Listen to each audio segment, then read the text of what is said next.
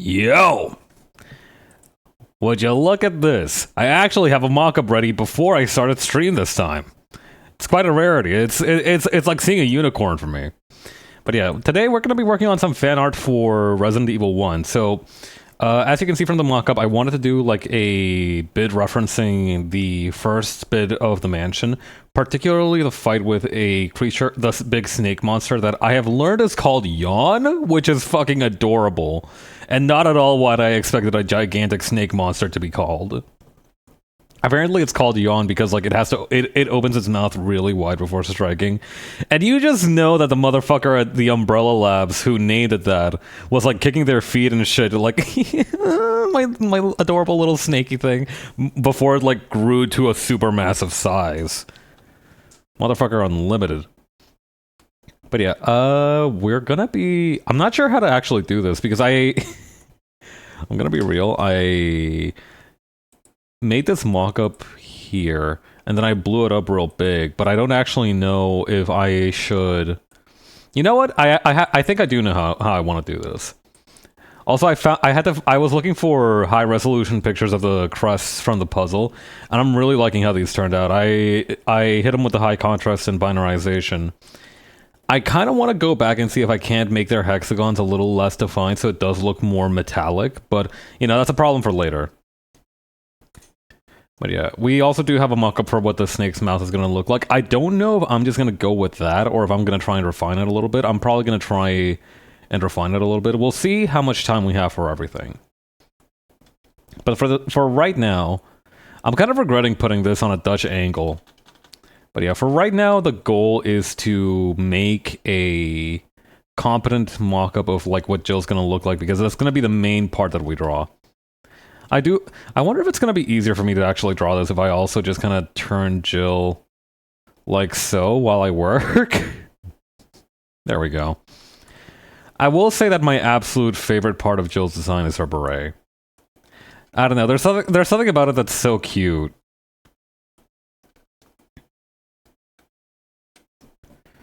Alright, let me get comfortable too, because I feel like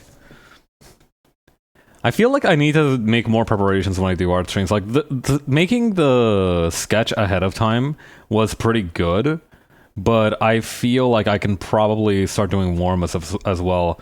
Every time that I have stream after work, I try to clock out on time so I have enough leeway to actually prepare for everything.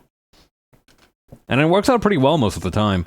Sometimes I do get caught up in some shit or I take too many naps or some shit and can't actually get there in time. Wait, does the beret also have the STARS logo? Was that something that everybody could wear and they chose not to? It's just Jill. Oh, that's so cute.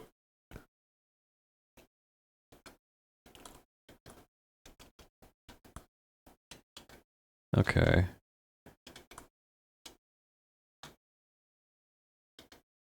I'm gonna say that I'm just gonna go ahead and use this face shape for Jill. She looks... The person whose stock photo I took does look very similar to me to like the... whatchamacallit, the full motion video version of Jill. So you know what, we'll go with that. May round out her cheeks just a little bit. May just a tiny bit more pudge over here.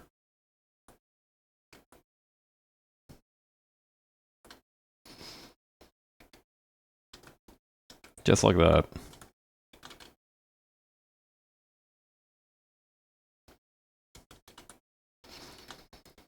Okay.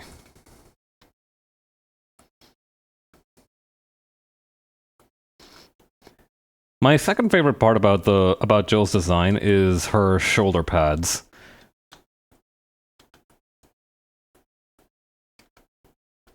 Something that I noticed about the discussion about what Jill's role is in Stars is that she was noted, I think like in one explanation that I saw, she was called like the B&E expert, which makes sense because, you know, you do need somebody. It makes sense to have somebody who's an expert at getting into places you're not supposed to be when you're trying to run a highly organized special forces task team, whatever, right? But then another one said that she was also the demolitions expert, and that makes sense too in terms of just her gameplay, how she has access to the bazooka and everything. Doesn't really explain why they needed her for a special forces unit.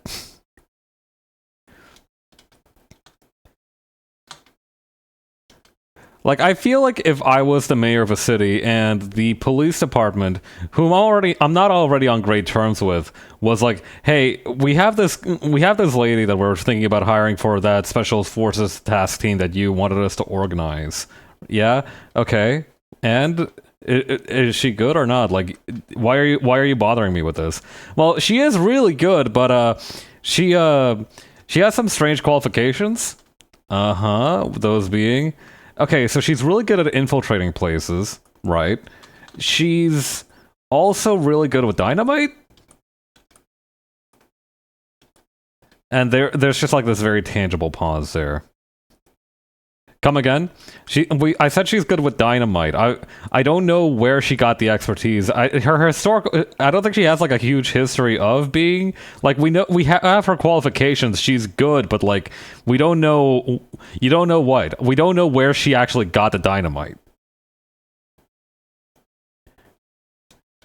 I don't know. How do you become a qualified detonations guy? I feel like that's like one of those jobs where you kind of just fall into it, like becoming a barber or something.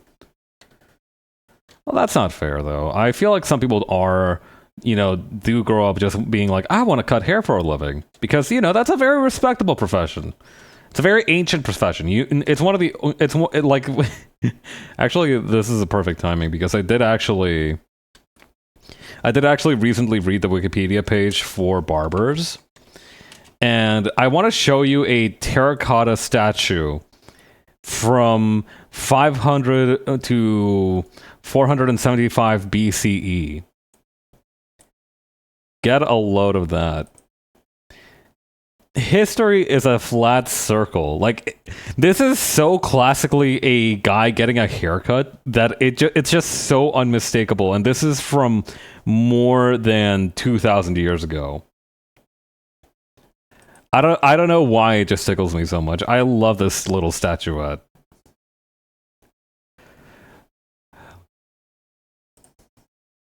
You could show a guy from the Roman Empire that fan art of the guy from Jujutsu Kaisen getting a flat top, and he would find that shit awesome. He would perfectly understand it. He might not fully understand what a clipper, like what electrical clippers look like, but I think he would get it. I think he'd understand the purpose of it, so to speak.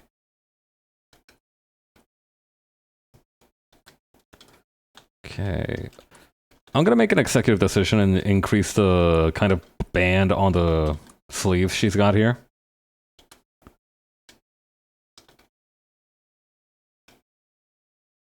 I'm gonna add some definition to her forearms too.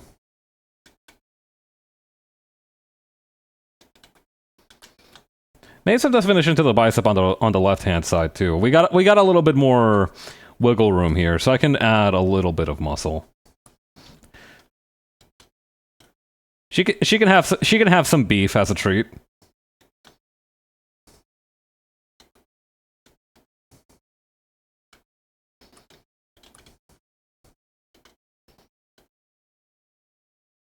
Okay, and then it would kind of go like this.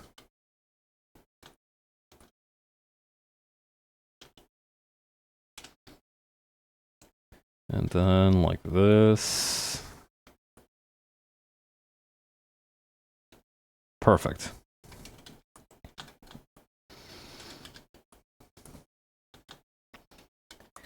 I also really like her big chunky gloves. Jill's design is just overall really solid. I really like her in design, especially how it looks in, I think, one of the Marvel vs. Capcom games. Hang on.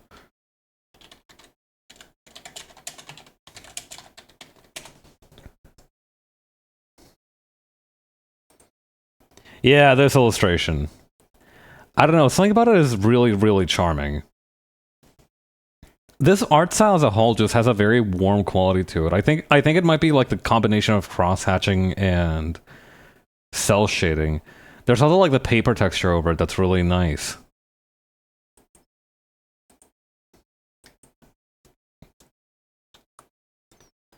Okay. And we can increase the size of the gloves here too.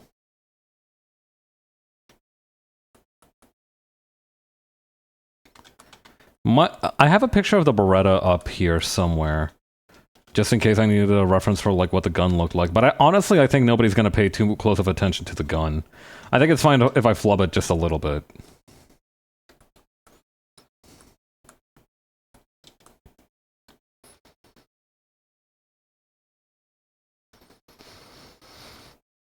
Okay. Okay, yeah, that's definitely the right-hand thumb over the left one. I don't know if that's the right stance for holding a pistol, but that's... even if it isn't, that's okay. I think the good news about, like, most of society having a strong aversion towards firearms is that if you do decide to draw a character holding one, like, only really, really, really hardcore gun people will kind of get on your case about accuracy. I mean, I guess it's a little bit of benefit for both parties if you do end up having more accurate drawings of how to hold it, because if you understand, right, like if you come to understand why they grip it like so and why the gun is held in this way, I think that can also help a lot with your own posing and the way that you draw that. On the other hand, again, aversion to guns, highly understandable.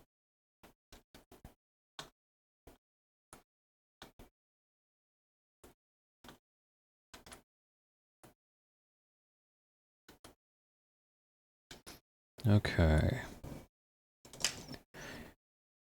Actually, yeah, let me bring the Beretta down here too. I don't think it's gonna look that different. Maybe just... Is this like... This isn't the same gun, is it? I don't know enough about guns to say either way. Also, it looks different in the model that she's holding it to. It actually looks a little bit more like this, but more squarish. So I'm gonna try and go ahead and stay on model with the drawing version, since I think that's the... Not necessarily the most faithful, but the one that'll translate the best. Also, I might shorten this just a little bit.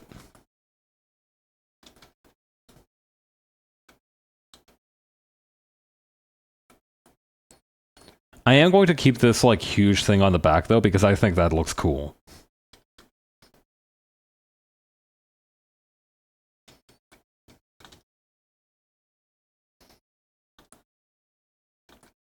Okay.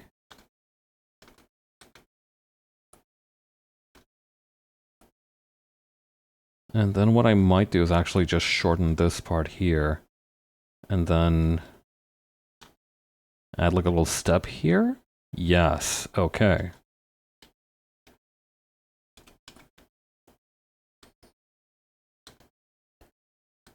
Yup. Okay. And then part of this is gonna have... It would be on the left-hand side because the bullets are supposed to fly out that way. So it makes sense that it'll fly out this way. And that's just gonna be slightly indented.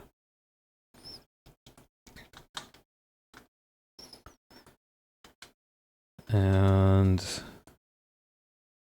you can't actually see a whole lot of the gun's bottom, so I think we're cool if we just kind of keep it at this amount of detail. We do need to add the iron sights back here, though. Forget gun nuts. Normal people will be asking where the hell the iron sight is.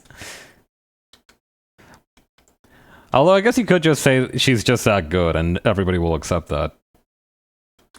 My goat, Jill Valentine. I don't know what happens to her in like most of the mainline games. All I know is that however much they might have glazed her, they did not glaze her enough.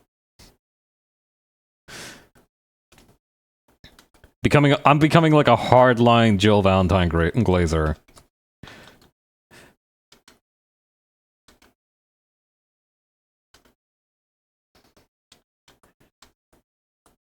Alright, and... should probably change up this part here.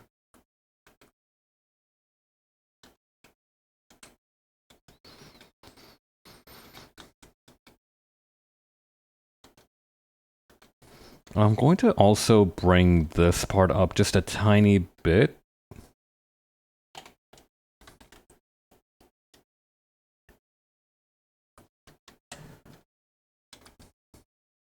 Did I make the gun too small? I might have made the gun a little too small. Let me give it a barrel extension of like a couple of centimeters.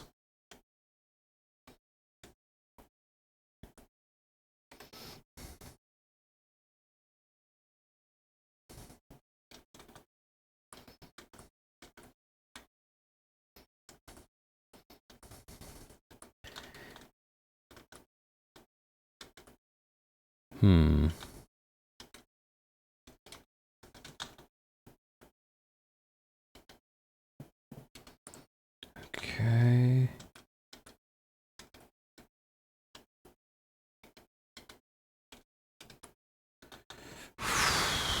I don't think that's how guns work. Maybe if I make this a more ramp-ish shape, that'll start making more sense. Feel like we're almost there.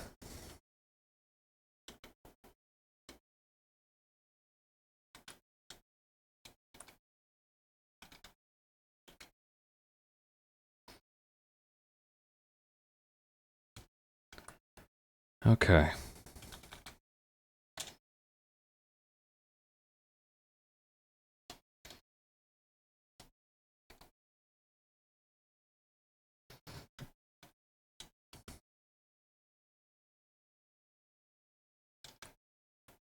feel like the iron sight should probably go further back if this is how I'm playing it.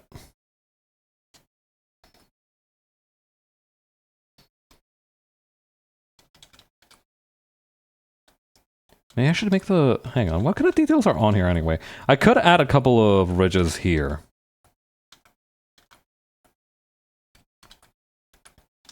And I think that's about as much detail as I'm willing to spare on the gun. Okay, so the pants are hiked up just a tiny bit.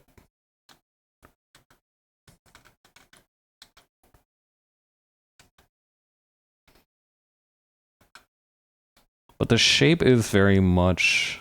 hang on. Gonna be like this. Okay.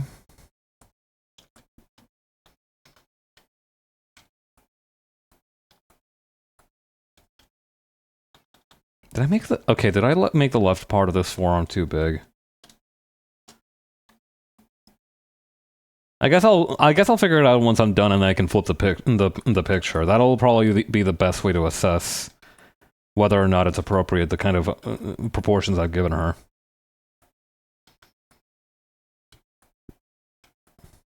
There we go. Next Pab's Resident Evil playthrough where you boot up Resident Evil 7 and keep going, where's Jill? Where's my goat? Jill. Yeah. Me playing through Ethan Winter's fuck-ass life being like, damn, this is boring as fuck. When's my girl Jill gonna be here? And then Chris fucking Redfield shows up and I'm gonna be like, Chris? You're not who I wanted.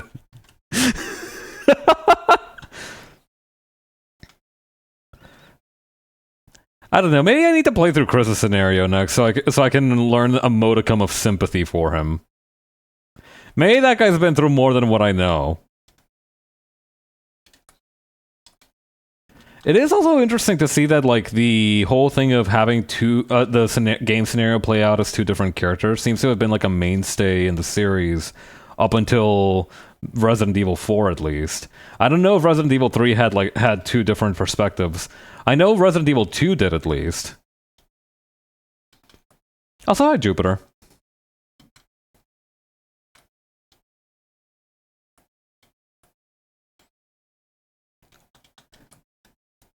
God, that is really funny. It is crazy to me that I might end up playing through most of the Resident Evil games throughout my lifetime. Like, I never thought that would be, like, a thing that I did. I didn't even think I would have the opportunity, necessarily. I always figured they would, at some point, be just locked behind consoles. Oh yeah, I'm working with the Dutch angle. I forgot about that.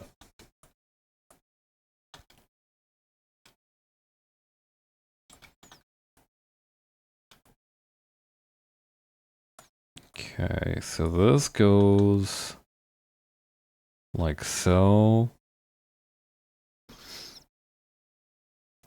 I don't know. I don't know how many game series that has happened where you... I mean, no, it happens fairly frequently. I remember a big complaint about, like, the Ghost of Yote was that everybody wanted to see the guy from Ghost of Tsushima again. But, you know...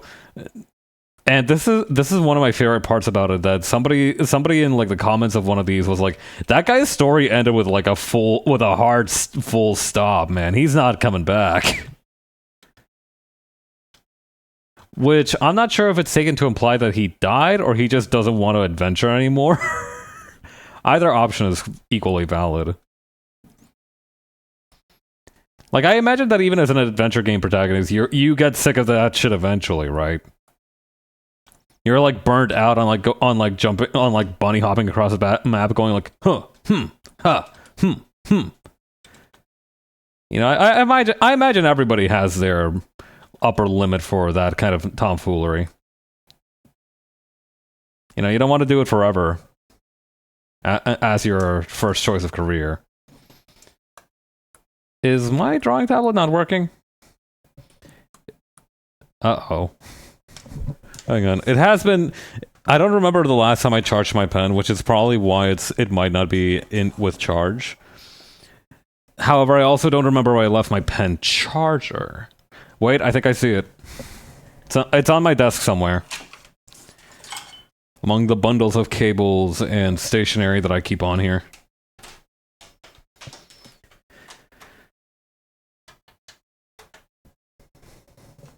Let's see if I can just kind of plug it in.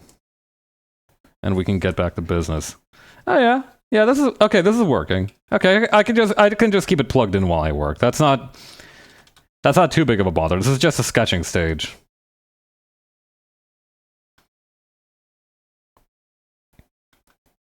God, I remember that when I first got the Huion tablet, I was like, I was low-key disgusted by the fact that it required me to charge the pen. But after a while, I just got so used to it because you very rarely have to charge it, and it charges really quickly.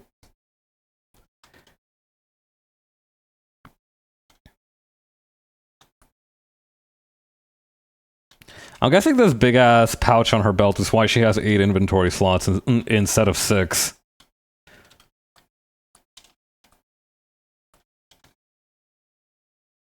I feel like she's carrying Yu-Gi-Oh cards in there. I don't know. Like, it's such a large, conspicuous pouch, right?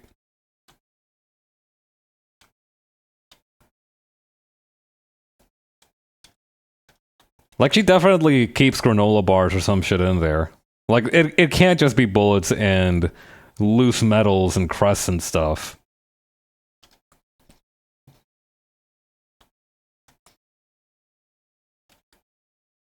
Also, I should probably put this belt a little bit higher up. God. Recently at my workplace, when somebody asked me for my plans this weekend, this happened earlier this week, mind you. When somebody asked if I had any plans for the weekend, I was like, yeah, actually, I was thinking about going jacket shopping. And a guy that I'm like fairly good friends with at my workplace, he was like, oh, have you tried going to Winners? Which, if you've never heard of Winners, it is like TJ Maxx but Canadian. And if you've never heard of TJ Maxx, it's basically a off-price discount store where the dynamics of it are actually quite interesting from a financial point of view. But essentially, it's a lot of junk that name brand companies don't want to keep around and don't want to bother selling to retailers. So this one company will be like, you know what, we can take that off your hands for you if you sell it to us at a discount. And you know, they get it sold at a discount and they pass the savings on to you, or however the fuck that works. Anyway, that guy recommended me Winners to go shopping for the jacket. And I'm like, yeah, you know what? I'll check that out, man. Thanks. And later this week, today in fact, another guy, a separate guy from the first one, also asked me what my plans for the weekend were, and I'm like, oh yeah, I was thinking of going to like the mall to, check and to try and buy a new jacket. And he's like, oh, Winners, right? And I'm like, what is happening? What happened to you guys? Two separate dudes at my workplace glazed Winners apropos of nothing. It's a little weird, right? Like that seems like, does every guy at my workplace shop at Winners? Is that and I've just been missing out this whole time? Like, what's going on?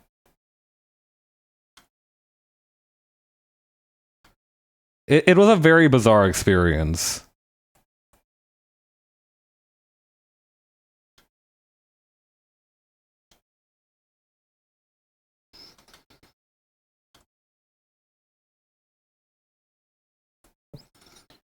I don't know. Has that ever happened to you where you have like where you were like, oh, I should go shopping here, and somebody else is like, I know a place, and then a completely separate person also recommends that place? I feel like it's probably more common in like in areas that don't have too much variety in terms of shops, but it still felt like such a bizarre occurrence.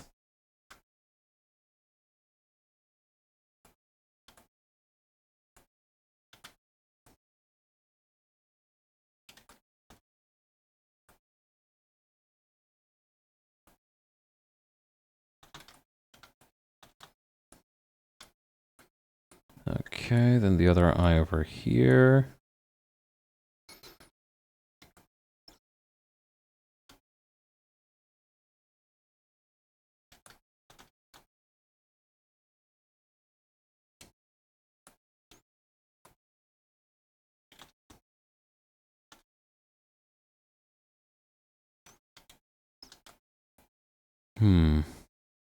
I'm probably going to end up making the eyes a little bit wider.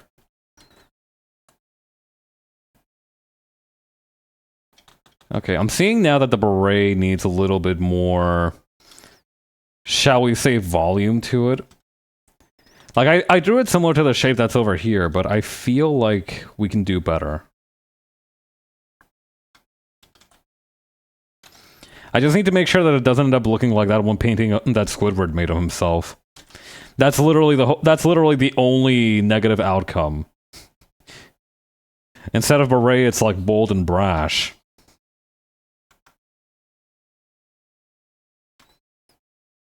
I've always wondered about the mechanics of the beret.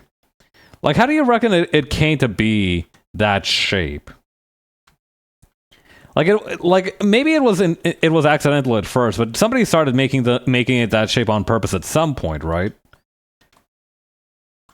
What enterprising individual was responsible for the shape of the beret? That's what I'd like to know.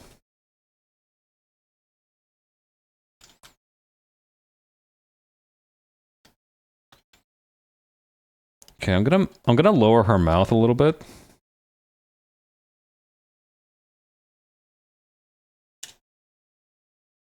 Maybe make her eyes a little bit bigger.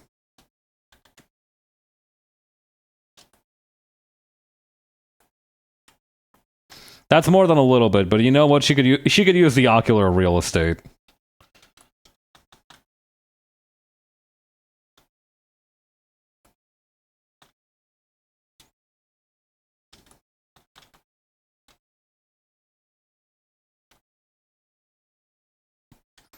Okay. Actually, I don't know when I'm going to play a Resident Evil game next. GOG recently released a whole bunch of the ports and the HD remakes and whatnot. So they're there for me to play if I want to, but I'm not sure if I want it just yet. Not sure if I'm ready to enter my Resident Evil era. Also, it feels like she's lacking angles, if that makes sense. Not curves, angles. Let me see if I can't finagle this a little bit. No, hang on.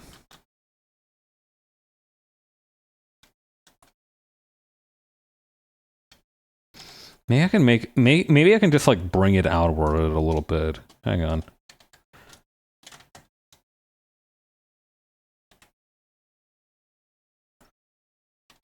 Somehow that's making her legs more squarish. I don't know what the math is behind that, but it's not convenient for my purposes. Maybe if I do this knee? This would make it 2 for 2 on me drawing humongous pants though, which is pretty funny.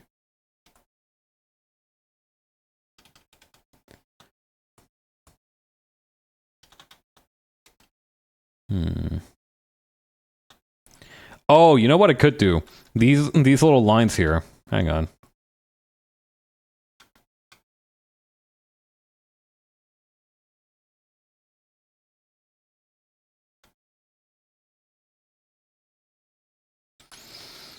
And then also, hang on.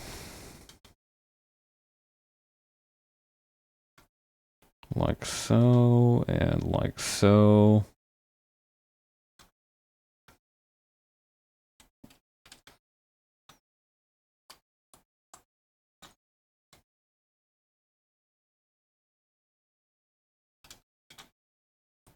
There we go.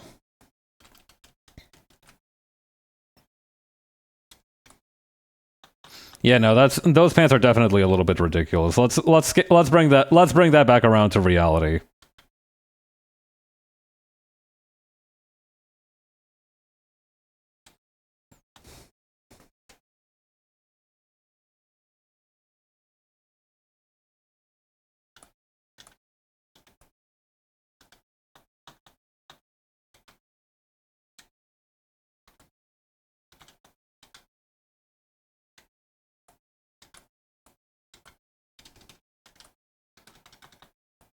Okay, and then also...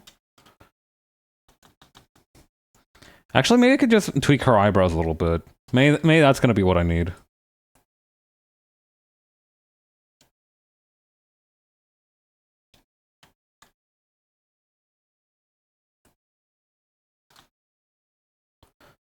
I just want to avoid making her look like she's doing the rock eyebrow.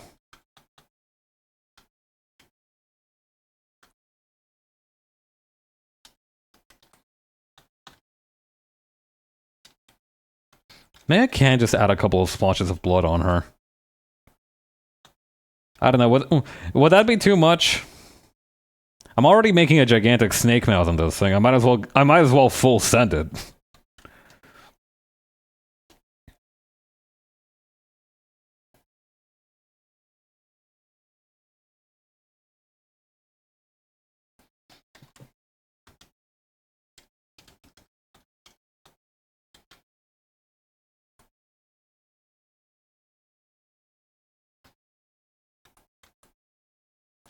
Okay, and then over here,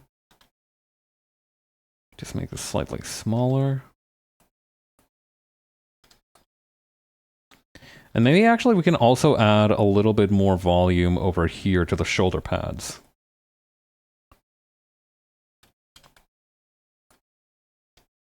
Okay, that honestly seems fine.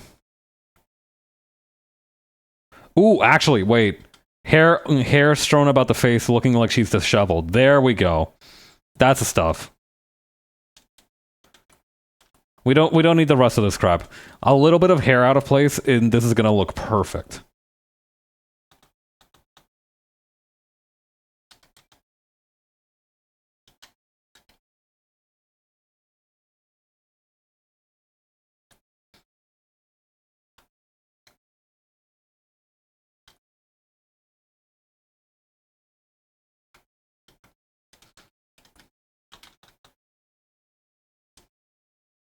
How's that gonna look inverted? The mouth looks a little strange.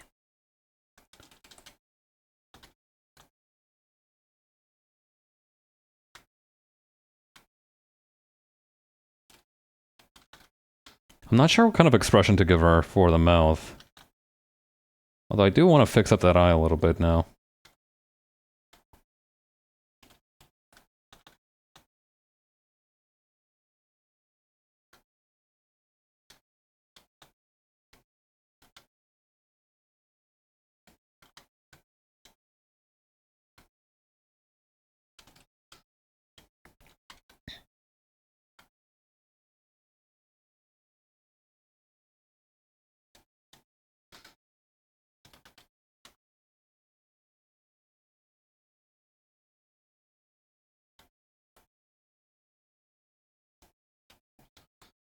Maybe something like that? I don't know. What kind of expression did the original one have? The one that I'm using as reference. She just kind of has her mouth flat and level, so maybe I should just...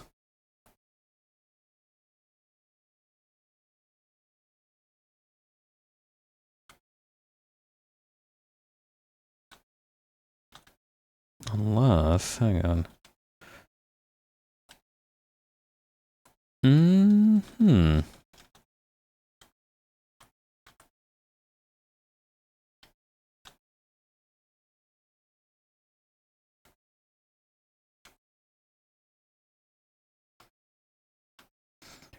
God. Trying to figure out this mouth is going to be the end of me.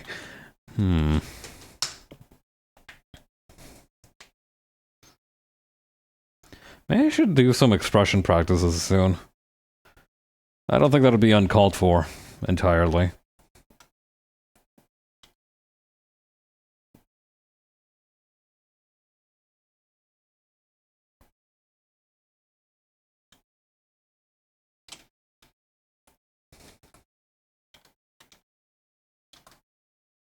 I think it's the eyebrows that's kind of throwing off the mouth here. I think maybe she should have like more of like a stressed outlook. Like maybe the angles at the eyebrows at a lesser angle, but deeper in.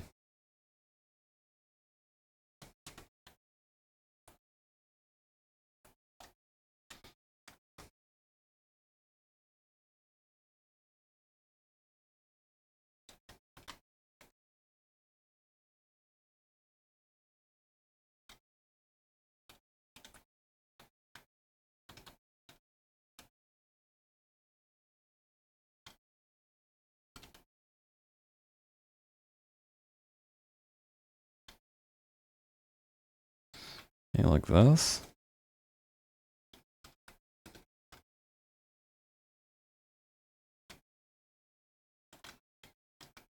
May I put the beret up a little bit too high too? Because I think this is definitely showing a little bit more forehead than it's supposed to. Let's see if we can't rely on the beret's powers of occlusion.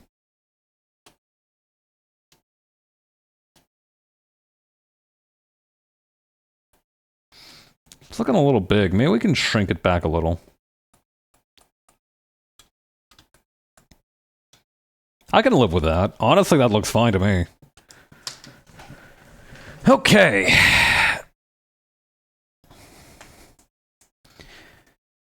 Now, I'm not sure what I should move on to next. Should I start on the lining and coloring immediately, or should I try to do the background first? I feel like maybe the background first might not be a bad idea, because then I'm gonna spend like 15 minutes trying to figure out how to position the crests and everything. So let's go ahead and do that. We can begin with actually grabbing the mock-up version of the mouth that I had. Okay. So here's what I'm thinking. First of all, we set this on the straight and narrow. And we also turn on the symmetry tool. Actually, that's a great idea. We should just do this normal style first. Hang on.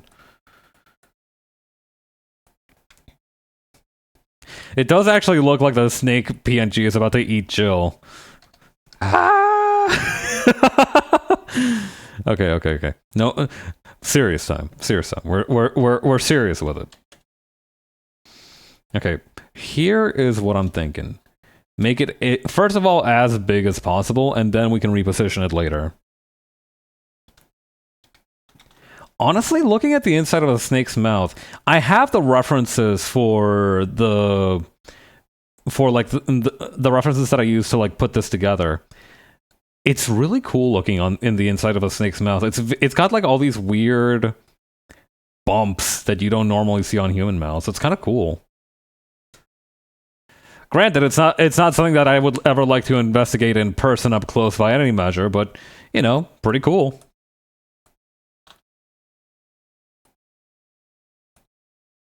Okay, here's what let's do. You know what I should do as well? I should also make it so that it's in, like, it's using gouache or a more rough painterly material. I think that's going to look really nice. Okay. Now then, where were we? Right, the symmetry tool.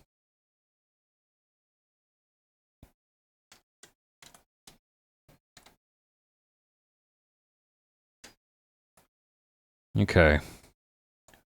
Use the brush here. Actually, what would the Pondylism brush look like if I made it really big? Kind of nice, but not really what I'm going for. What about the oil paint one? It's solid, but it doesn't have enough texture to it. I think dry wash has to be the way.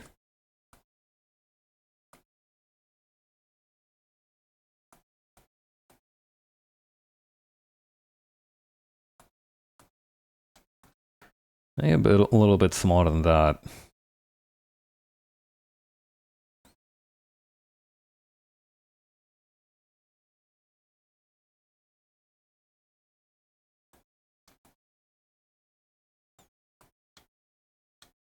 Okay, and then over here.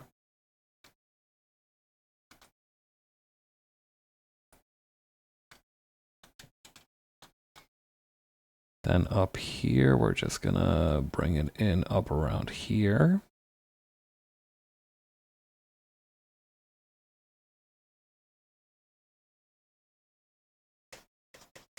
There we go.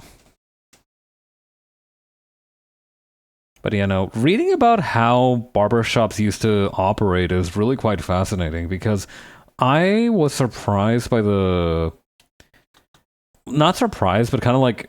No, actually I was surprised by how different they are in function compared to modern hair salons and how they are used, you know, in a modern setting because, you know, part of it was very much like the expectation of society because back then, you know, you were if you were a guy especially, you were expected to always be maintaining a very strict, prim, proper, well-groomed appearance.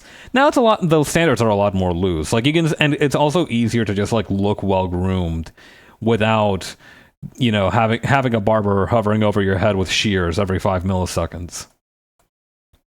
Especially since we no longer pay that much attention to facial hair, it's a much different vibe comparatively.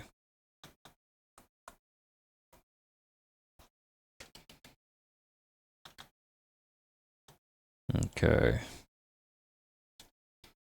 So, but yeah, it is very interesting to understand how it differs in that regard.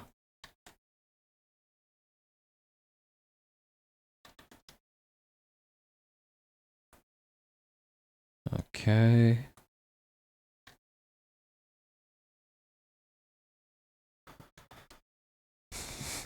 I feel like I could just like draw. Hang on, I want to do something silly for a second. I want to.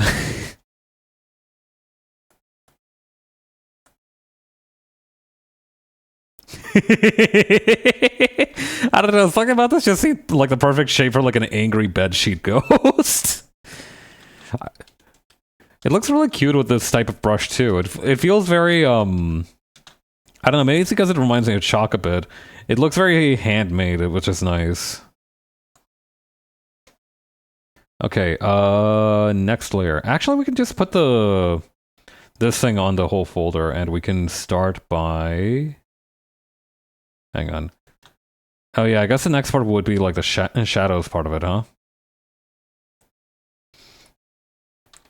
Okay, here's what let's do. Let's shrink Giant Mouth Asaurus Rex. I didn't have a punchy name for it here. Hang on. Let's put Yawn's mouth back there for the time being, and then we can start really going to town on the shape of the inside of the mouth here.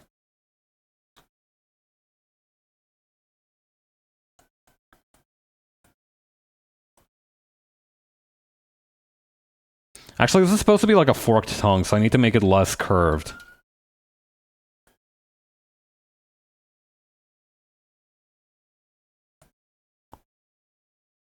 Okay. And this is just gonna kind of go into a deep, dark void.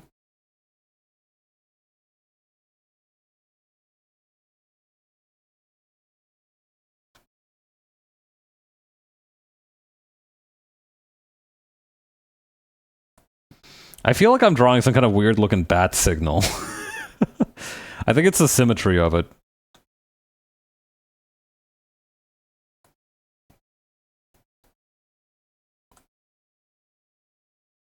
Okay, and then over here.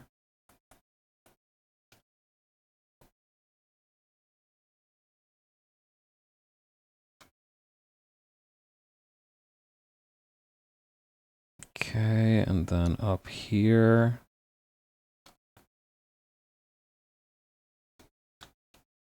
Maybe a little bit bigger.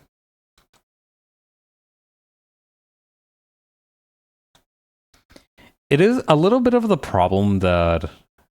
Actually, I was going to say, some of the problem that I am running into by using this approach, that is to say, using only clipping layers, is that there's still little bits of blue peeking out in the background, but honestly, I think that just adds to it.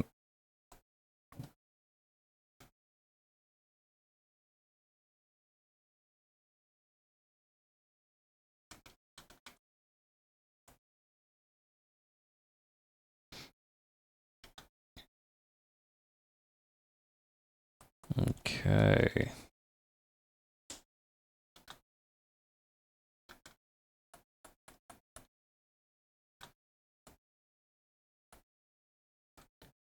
And then we're going to have the darker blue part on the inside here. Or actually, we need to go back and restore some of the gums over here. We need to do like a little bit of a gum graft, because I think I might have made it too wide. Or too narrow, rather. Okay, now we can go in and make that hole.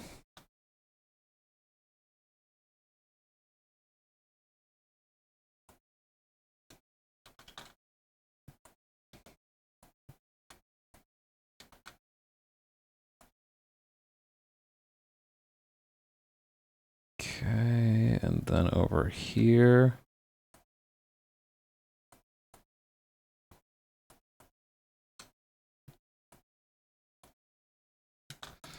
And then pack it back in.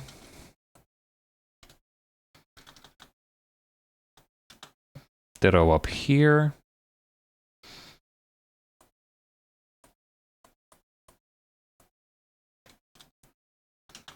And actually, what I might do is I might just migrate the jaws out a little bit further.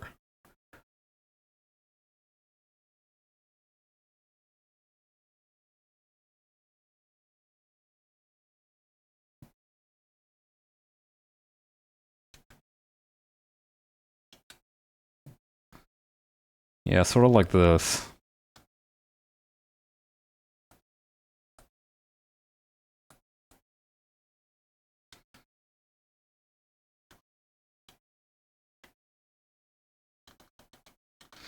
Actually, it would look more like this, wouldn't it? I don't know, I'm really trying not to consult my snake mouth reference images, because I feel like that's going to be really off-putting.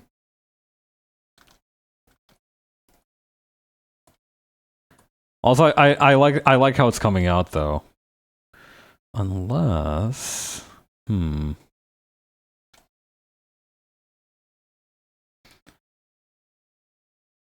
don't know, can I... Hang on, I want to try something real quick.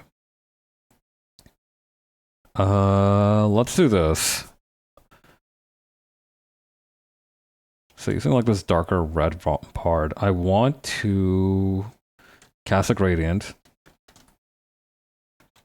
And then use a soft eraser over it. Or actually, maybe the kneaded eraser will be better.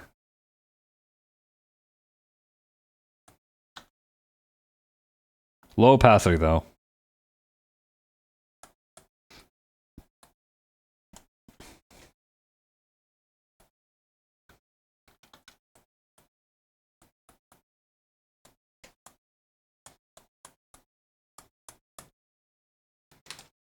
Okay, and then we'll use the...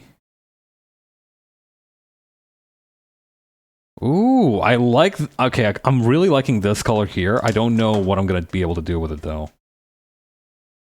I don't know, maybe we can kind of like...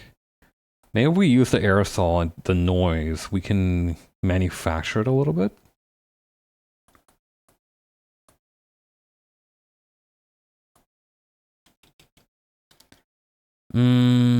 Maybe not.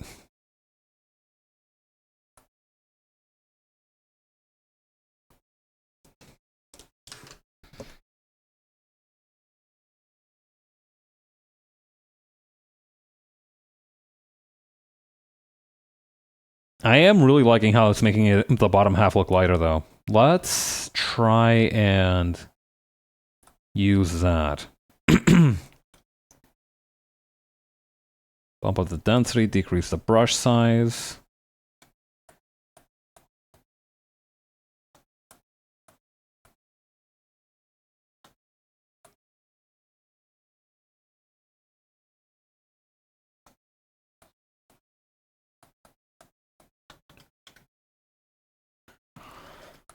Nice. All right. Now, where were we? Ah, yes, the teeth. This is going to be my favorite part. Teeth are so cool looking.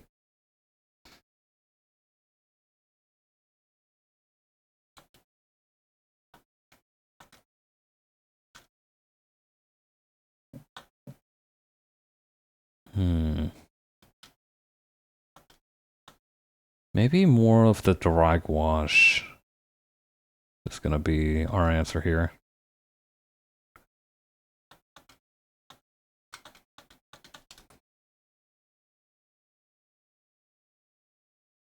Also, I do think I might have made a mistake here. And I do need to course correct a little bit here.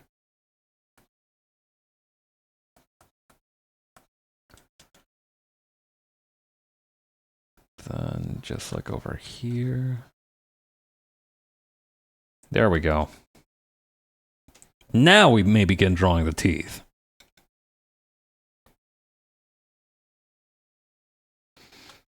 Like I said, at first when I was trying to like look at the snake mouth references, I was like a little bit skeeved out, but as I kind of like kept drawing, it was super interesting.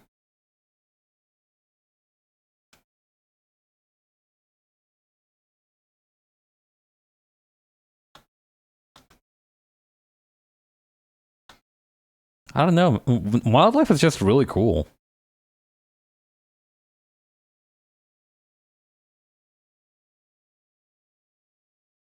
Trying to figure out how it can translate to actual art is also really interesting. Like, if you look at the inside of a snake's mouth, they don't even really look like teeth. They look like gums that have like bone on the sides.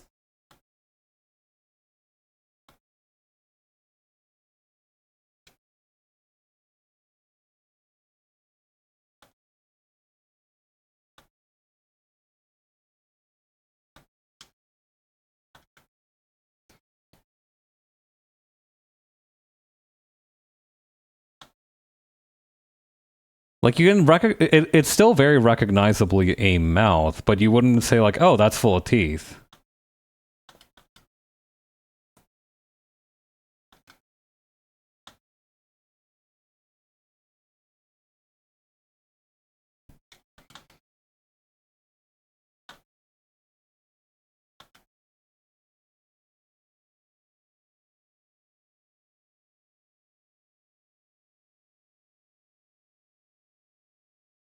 Gonna give it two cute little nubbin fangs up here. I don't know why I'm, compared to like the other BOWs in the game, I'm so disproportionately attached to Yawn. I think its name is also a big factor because like I feel like if the guy was named anything else, I would not pay much attention to it. Like if it like, so for example, the shark, right? You guys remember the shark that we saw? The shark's name was apparently Neptune. Also, fun fact, it was a girl shark, and the two little sharks next to it were its pups. Very cute.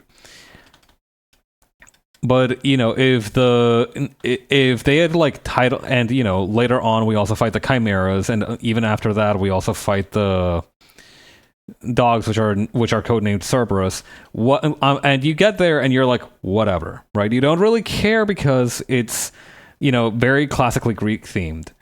But like hearing that this snake is called Yawn, which is like such an atypical name for a creature, it's very compelling in a very strange way.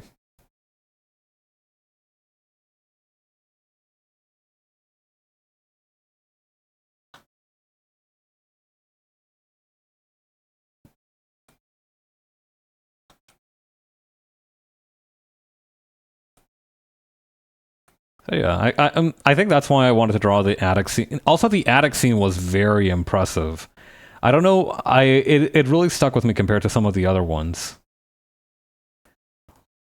Like that hallway scene where the dogs crash through the window, of course, very memorable. But to me, that attic was like where you first get into things and you're like, oh shit.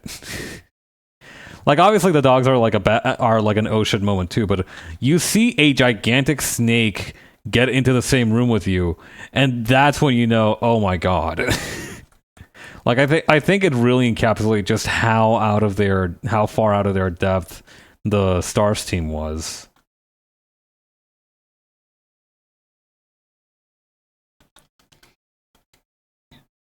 Well, the ones that weren't throwing, at least. All right, I am very happy with that. How that looks.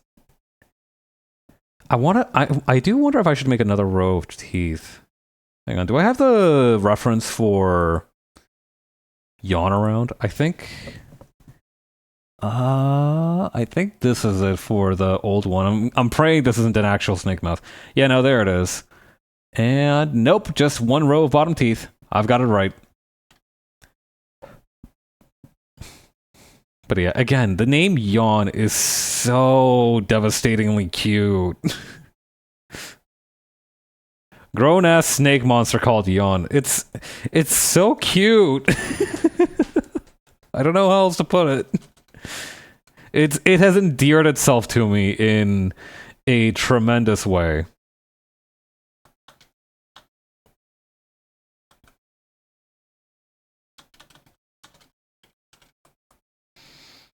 Also, I do want to kind of edit some of the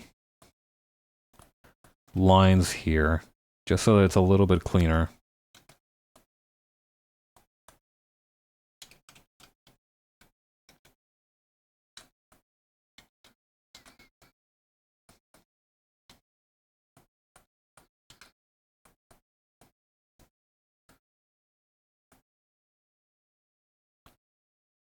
Okay.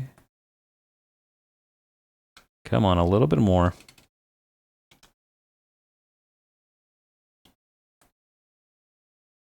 I do want to add just a tiny little bit of extra paint right here, because snakes' mouths are kind of weird and they have like this kind of scale that I want to show, but I don't want to overemphasize it because otherwise it's going to look strange.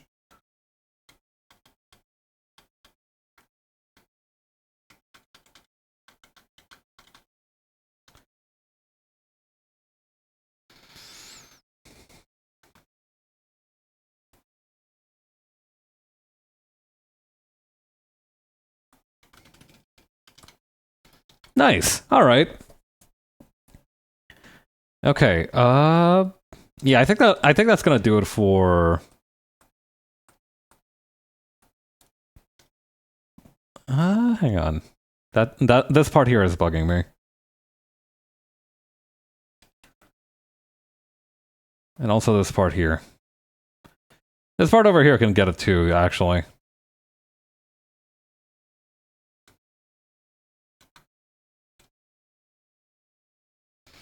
There we go. It's so strange. I don't know. I'm not a snake guy. I don't like reptiles, but it's very strange how much it has endeared itself to me. Like I am very much in awe of. I don't know. I guess just the power of learning about the things that and things that you don't know about. I think that was definitely a strong factor in kind of my endearment to it.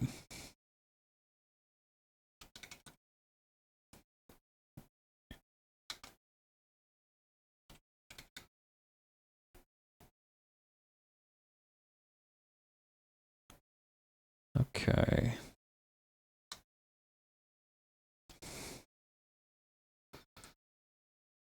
And then I have to do weird movements with my pen sometimes because it's still attached to the charger. Maybe can I unplug it now? Can I? Maybe it's going to be usable for the rest of the stream. Let me take a chance on it.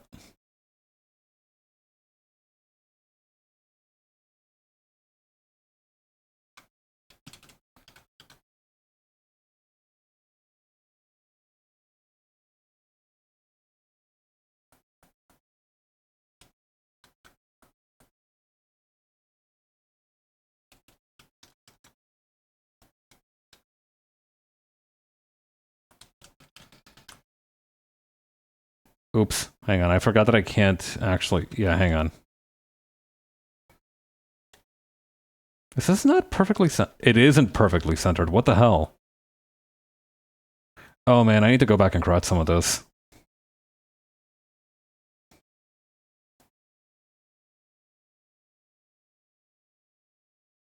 Oh no. Okay, maybe we just turn off the symmetry tool for a little bit.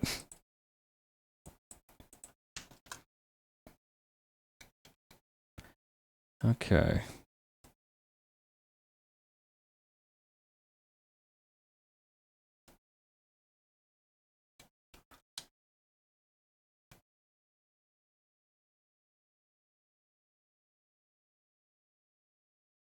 Then over here and over here.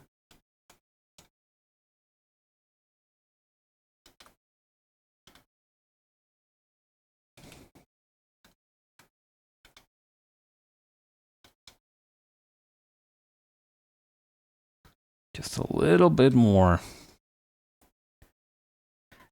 God, I feel like one of the hardest parts of being a blacksmith must be learning when you've like had just enough time on the grindstone. I guess one method is just constant vigilance, right? But you know, trying to file down these things to a appropriate shape. I'm feeling a lot of sympathy for those blacksmiths who maybe just never got the hang of like when to stop filing down a blade.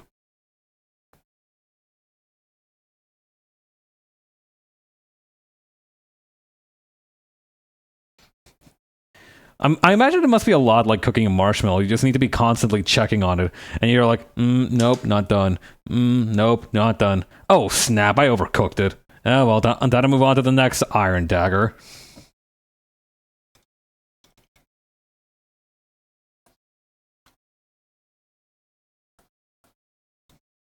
God.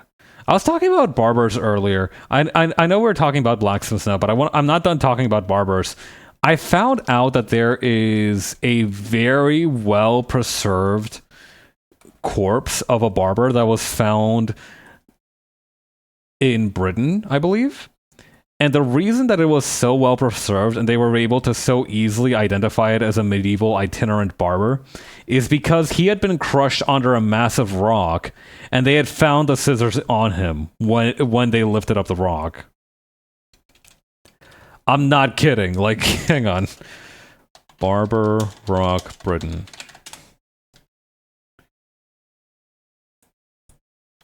Maybe not Britain. Barber Rock, UK. Barber Rock guy crushed.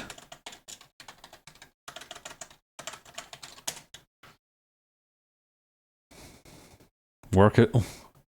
No, that's not right. Itinerant barber crushed under rock.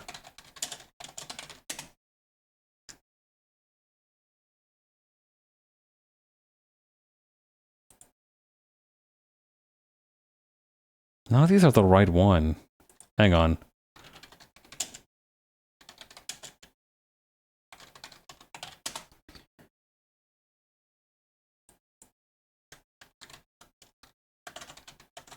Okay, Wikipedia article for barber surgeon.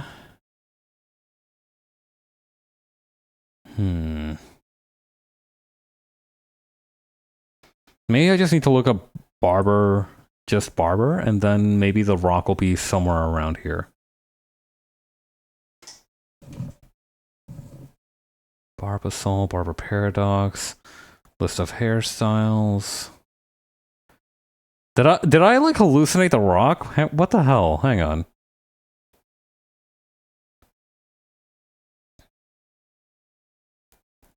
Barber surgeon, Middle Ages. I'm trying to think of like the right keywords for this. Middle Ages, barber rock, barber stone, barber boulder?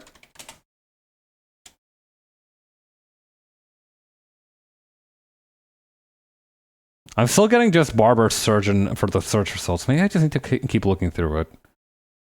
Bloodletting, cataract couchers. Don't look up what a cataract couching is.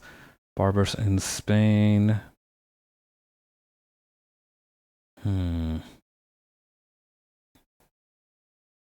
Barber's pole.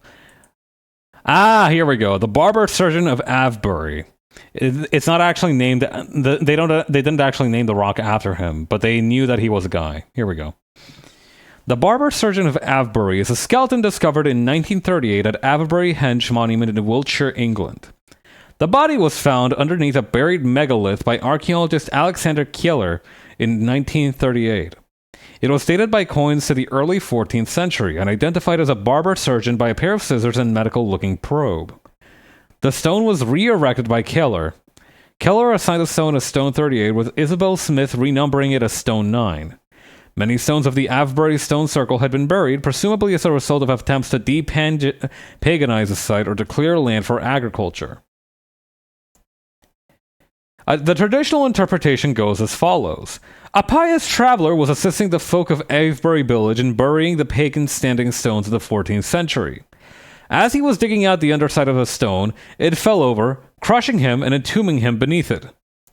Keller lifted the stone, which was 3 meters tall and weighed 13 tons, to reinstate it in 1938 and found the man's remains underneath. The items found in the body, including 3 silver coins dated to around 1320 to 25, as well as a pair of iron scissors and an iron probe, led to him being identified as an itinerant medieval barber surgeon. Keller sent the remains to the curator of the museums at the Royal College of Surgeons, who he felt would appreciate the find, which is a really funny way to phrase it. It was thought to have been destroyed during the bombing in the Second World War, but it was rediscovered in a store at the Natural History Museum by Mike Pitts, the former curator at the Alexander Keller Museum of Avebury, and re-examined in 1998. A large healed cut wound was noticed on the skull, but no evidence of traumatic death was identified, and it has been suggested that the man was buried underneath the stone rather than crushed by it. Still, can you imagine that? You're just some, and this is the phrase that they use, by the way, itinerant barber, and you're thinking you're gonna make some easy cash by helping out a village. You know, they've been good to you. You want to give back to the community. So you help them, you know, move around these rocks, which were apparently like part of a pagan ritual. You don't really give a fuck, and all of a sudden you're like crushed by one of them. Oh, the humanity.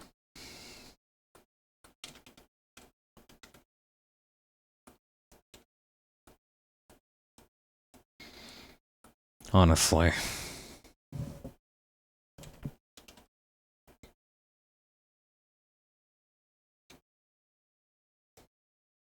Okay, and then over here, just sharpening this up a little bit.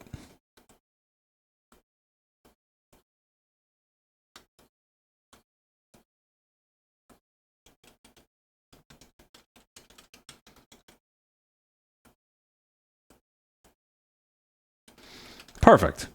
I think that's about as much detail as we need for the snake's mouth, so I'm going to leave it at that. Let us make those into one layer. And, okay. We don't need this one anymore either. Right, we had intended this to be like around here.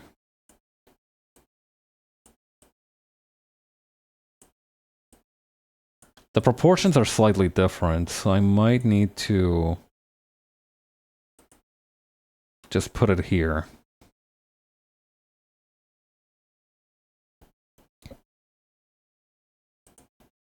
Alright, now we can focus on actually making the line art for Jill. And I'm not going to have to worry about making the background at the end of the stream, because I don't need to make the background, it's already been made. Life is so much better when you're allowed to plan ahead, even the lightest little smidgen.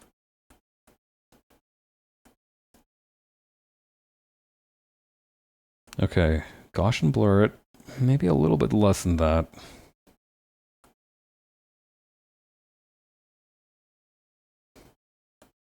What I might do this time, in a bold change of modus operandi, is I might actually try and use white as the base color for this.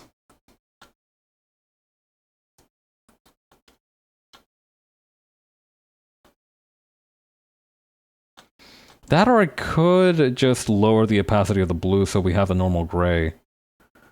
I don't know, is that a good idea? Yeah, let's do that actually.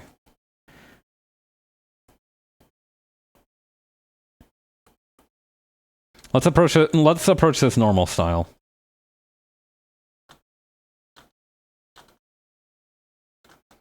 Actually, come to think of it,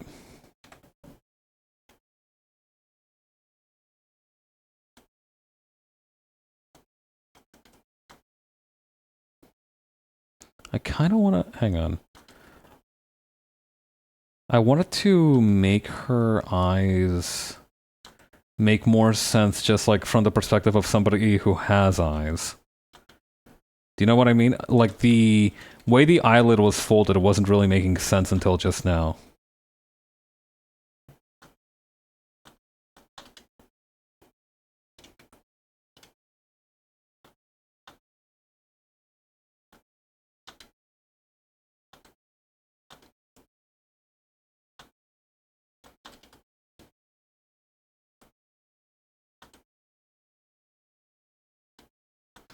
Okay.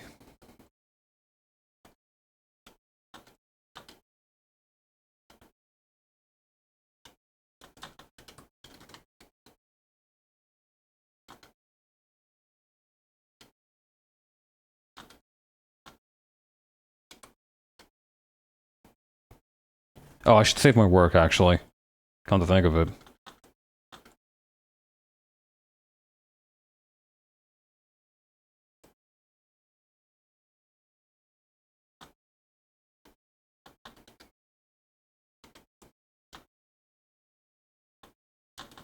Okay, and then... like this.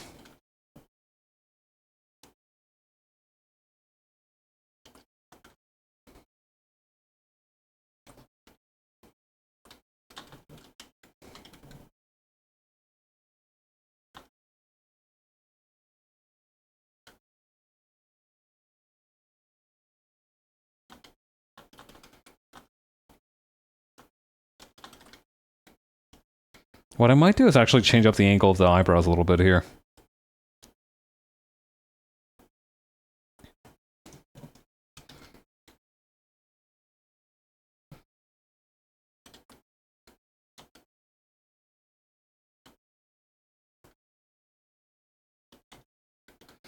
I might also change the shape of the eye a little bit so that it makes more sense for them when they're together.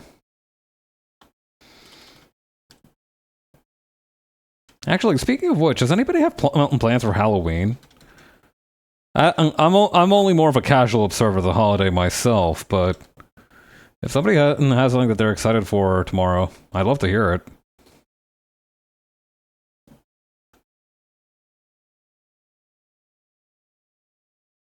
Okay, like that.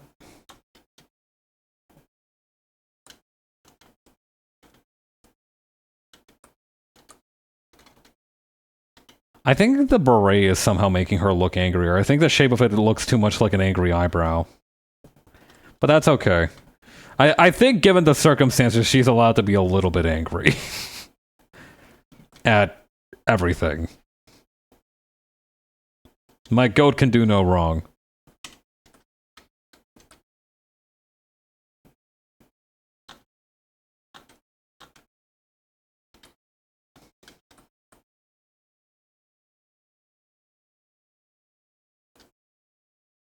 Okay. Then over here, perfect. Just need to move this little pixel out of the way so that it's nice and smooth. I don't know how to draw the stars logo, so what I might actually do real quick, before we have to retrieve it later, and I forgot that this is an option, I should have the thumbnail file for it still around here somewhere. Yep, there we go. I actually had a copy of the stars logo ready to go somewhere. Here we go. So I'm just gonna go ahead and convert that to an image layer and put and paste it wherever is necessary. In fact, let's do that right now.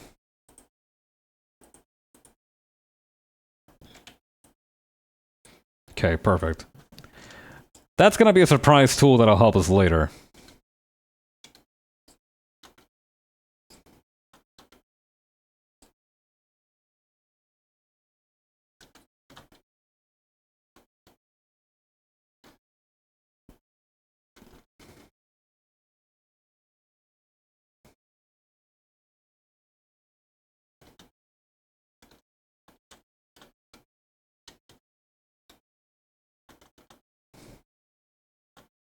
Okay, then over here.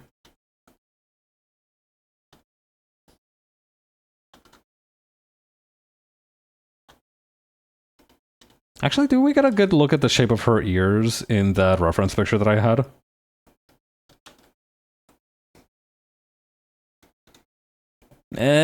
Not really.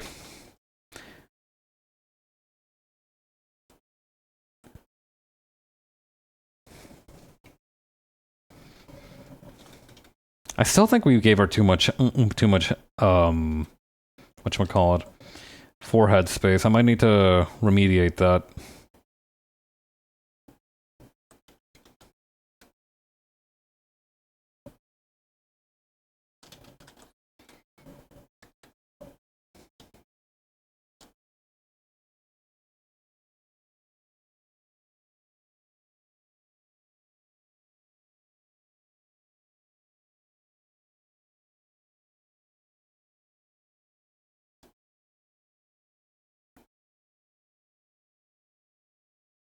Okay.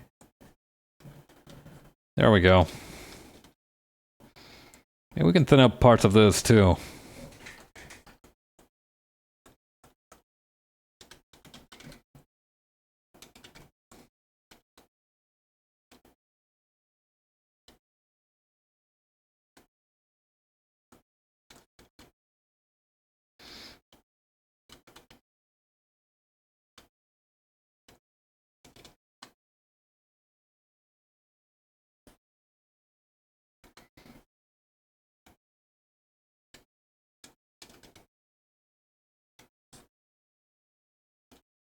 Okay, then we can have this hair kind of split out over here. I never understood what split ends are as a hair thing. It'd probably help if I did have hair to understand that, but I've never understood what it actually means. Is it like something about like the way your hair kind of falls on your face?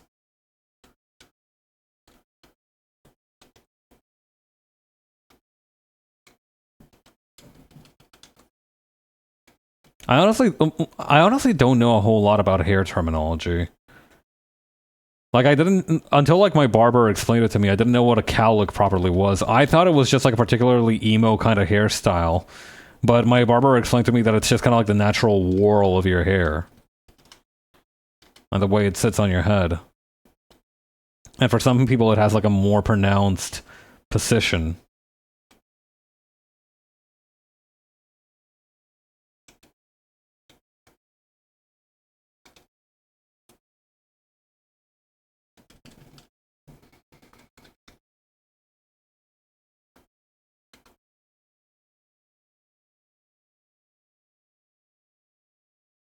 and then over here. Yes, okay.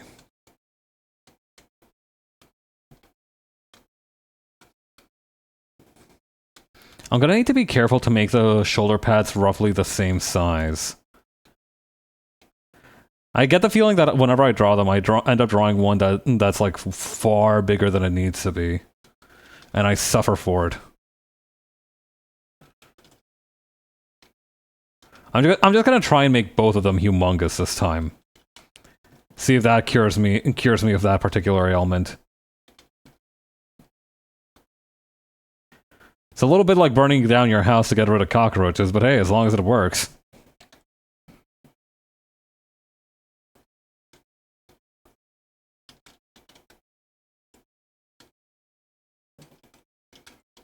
You gotta do what you gotta do.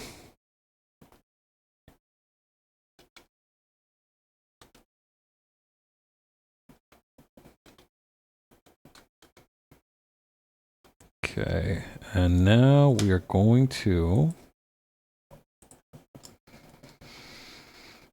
I don't know what this part would be called. Is it still technically a gorget if it's body armor?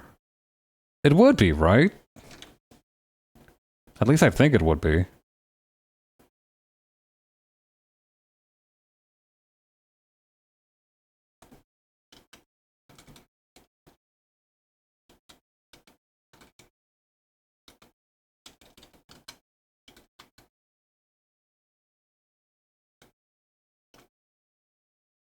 Kind of like this, and nah.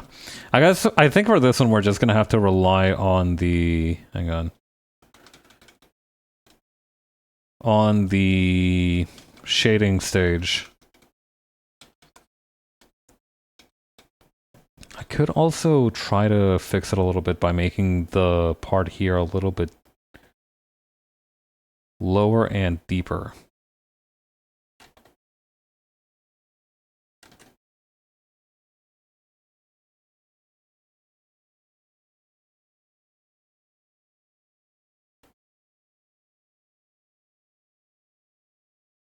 Something like this? Yes? Yes. Yes, okay.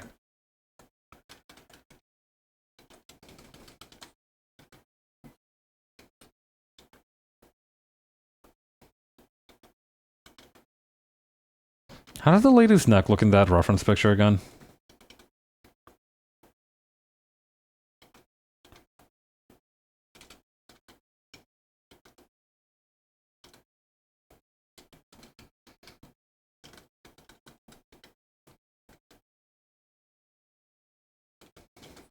I think that should do it for those particular folds. I'm trying to stretch out my hand.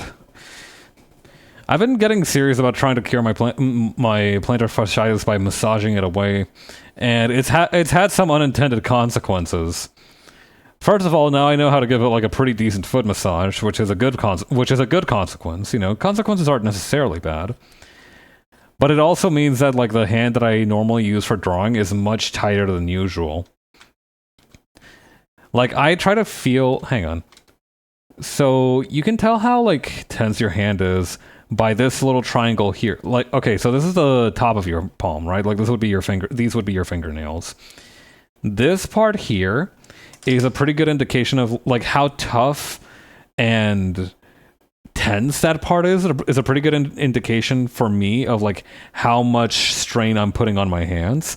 And for the past couple of days since I've been learning how to massage my foot, it has felt like I was trying to press on stone. I'd say it's a matter that I should leave to the professionals, but massages are hella expensive.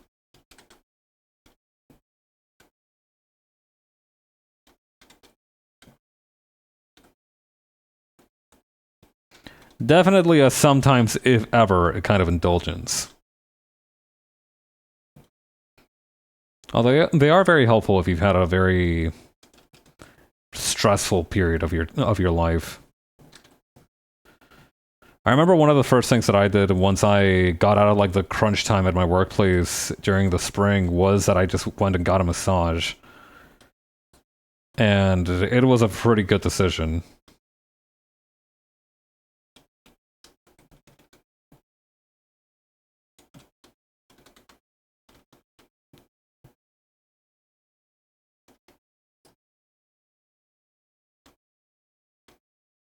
Ooh, wait, what I could do, hang on.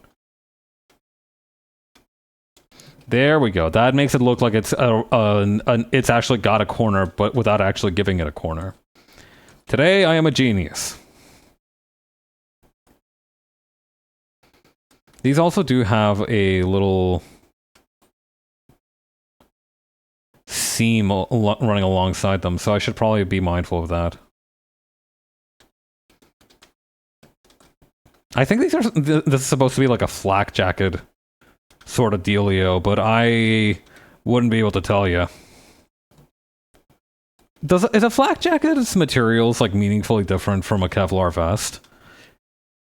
I imagine they must be at least a little bit different if they have different terminology. But I assume it's a pretty similar principle.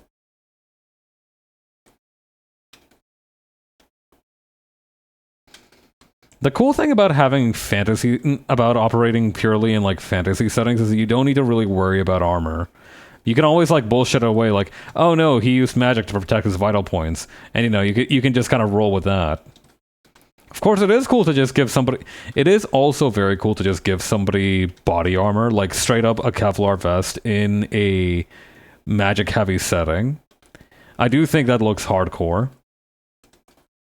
So you've got options for sure.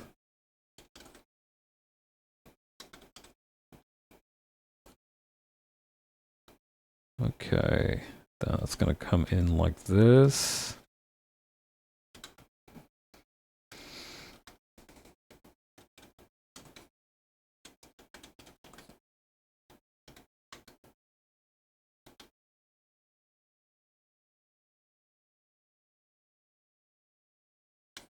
Okay. We're gonna add the little pouch.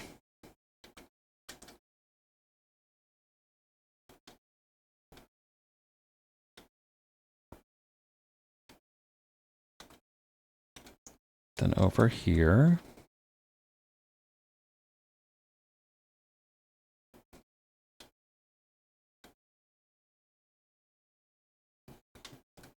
Okay, maybe we should have turned the canvas before I lose my mind trying to get this line right.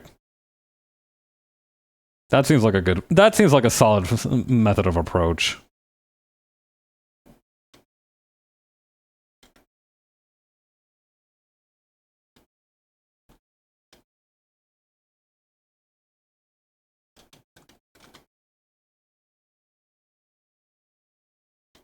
Okay, then over here.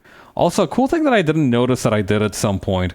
At some point, Clip Studio Paint got the option to automatically turn on, what do you call it? Like recordings for time lapses. I'm gonna go back for the last couple of canvases that I've been working on and see if that's been true for all of them. Because I checked this one today, and it did have the time lapse recording on. So I'm gonna go see if I can't content farm a little bit using those other ones.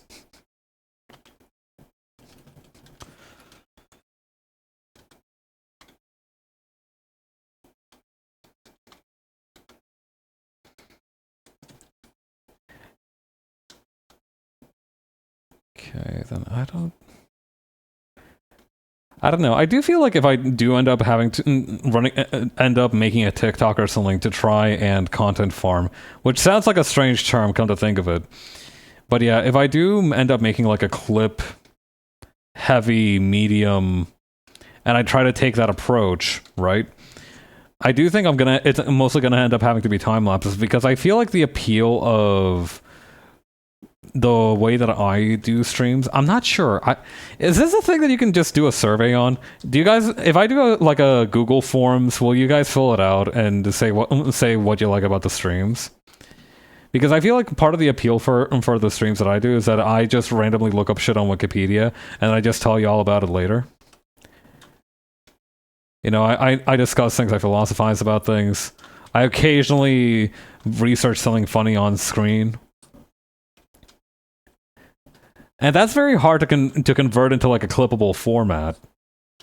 Unless I start doing Wikipedia article summaries as like a form of clip farming, which honestly doesn't sound that bad. I could enjoy that, but it's not ideal, is what I'm trying to communicate.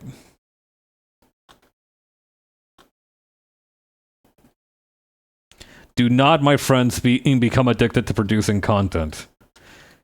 It will poison you, and in time you will come to resent its absence, or whatever that shit that Immortan Joe said that one time.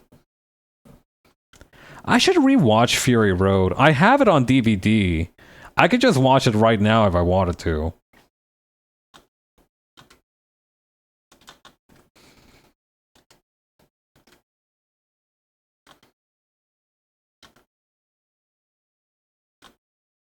Okay, then over here.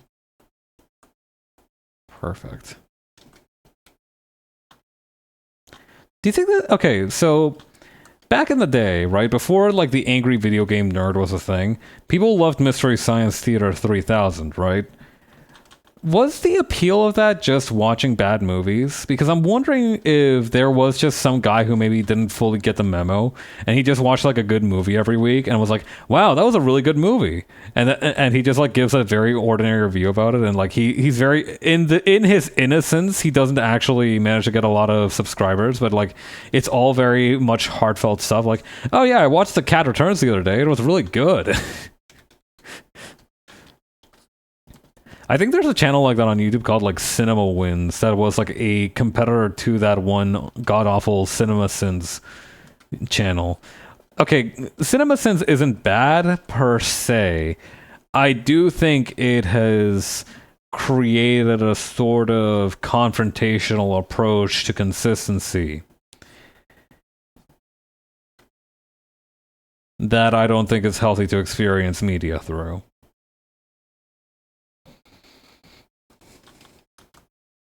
Let's see.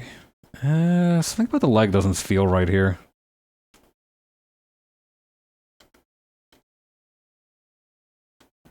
Ooh, okay. Putting the leg out a little bit farther definitely helped.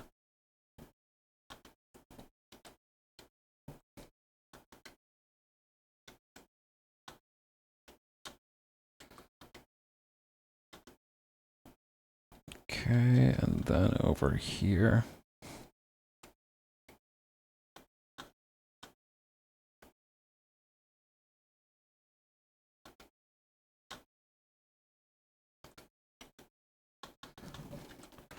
Ooh, that creates a gradient, tangent though.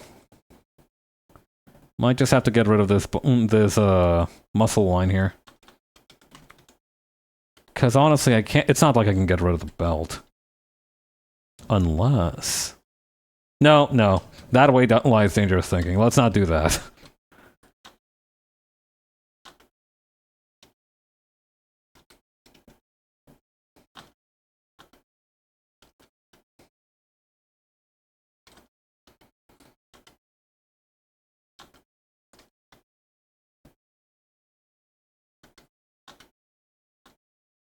Okay, and then over here.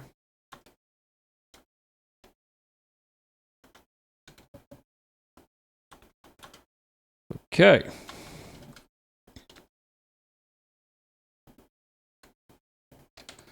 I'm gonna angle this part of the mouth just a little bit lower.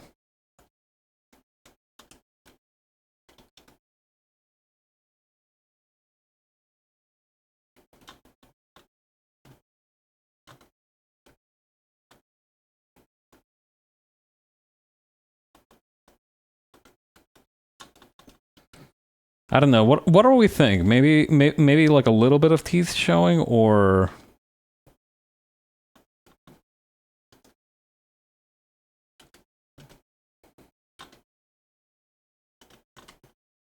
I think the eyebrows need to be a little bit more even.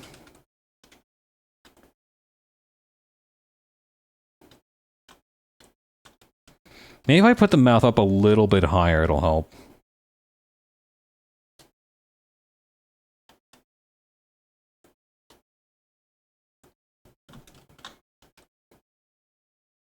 Yeah, maybe. It's hard to say.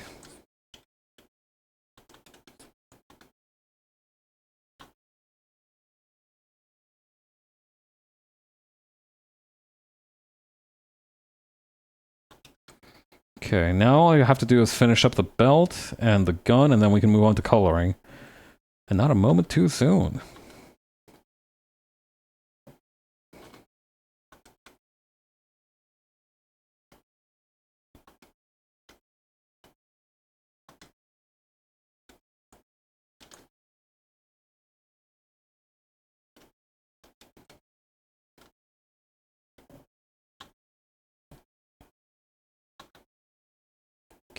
Okay, and then we're just gonna add this, and then a little bit of the belt at the end here. And then one of the loops here. Ditto here.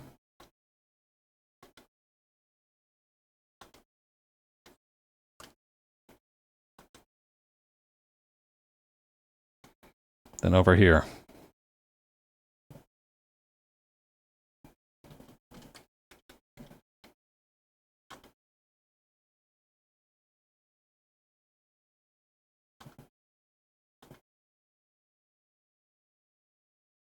Perfect.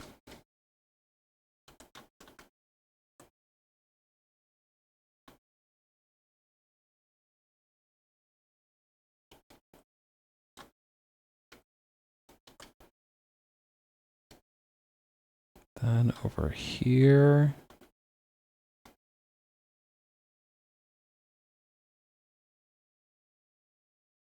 There we go.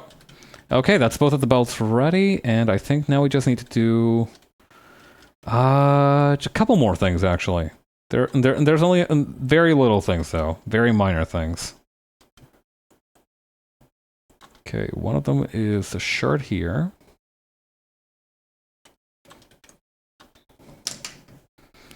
Gonna stretch my wrist out a little bit.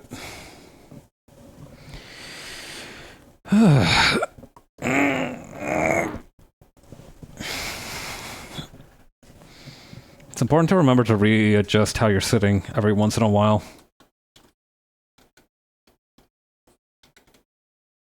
Otherwise, you'll kind of just start growing into your chair.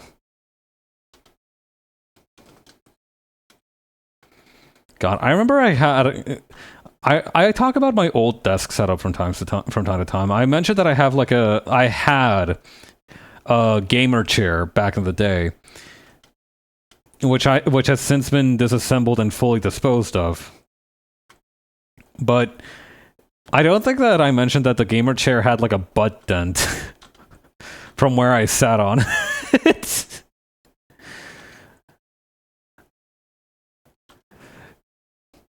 I'm not sure if I should be ashamed about that. I'm almost saying it with a little bit of pride.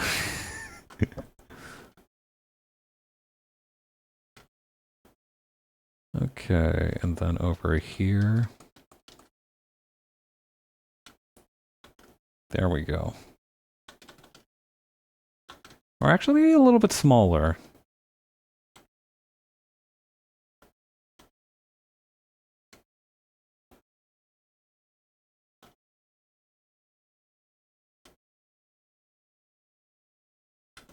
Okay, we're gonna do one nice thick stroke from edge to edge.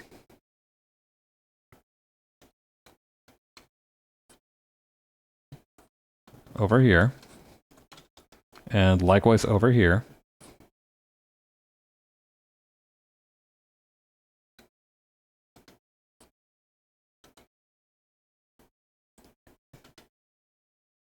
Then over here.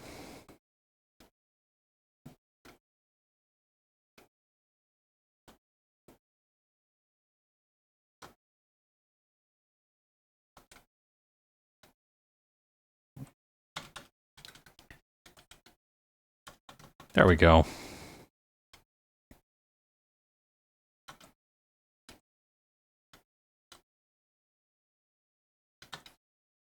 Straighter. There we go.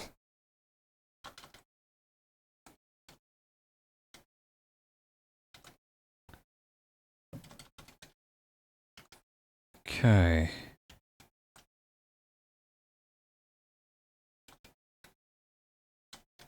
Then likewise over here, we're just gonna... Actually, I'm not sure what we're gonna do here. I feel like I'm blanking on what to do for the rest of the gun. Right, straight lines. Those are very reliable. We should use those.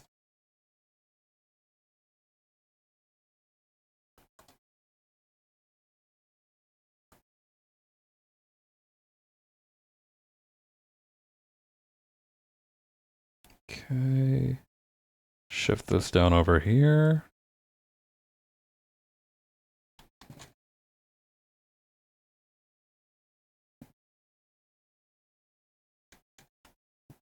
Okay, and then...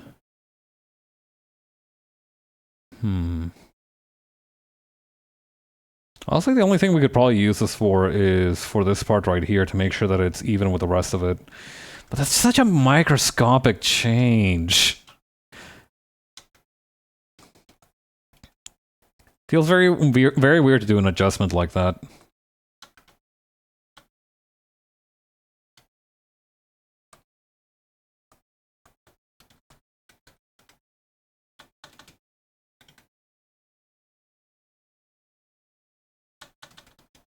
Okay, and move some ridges along the side here.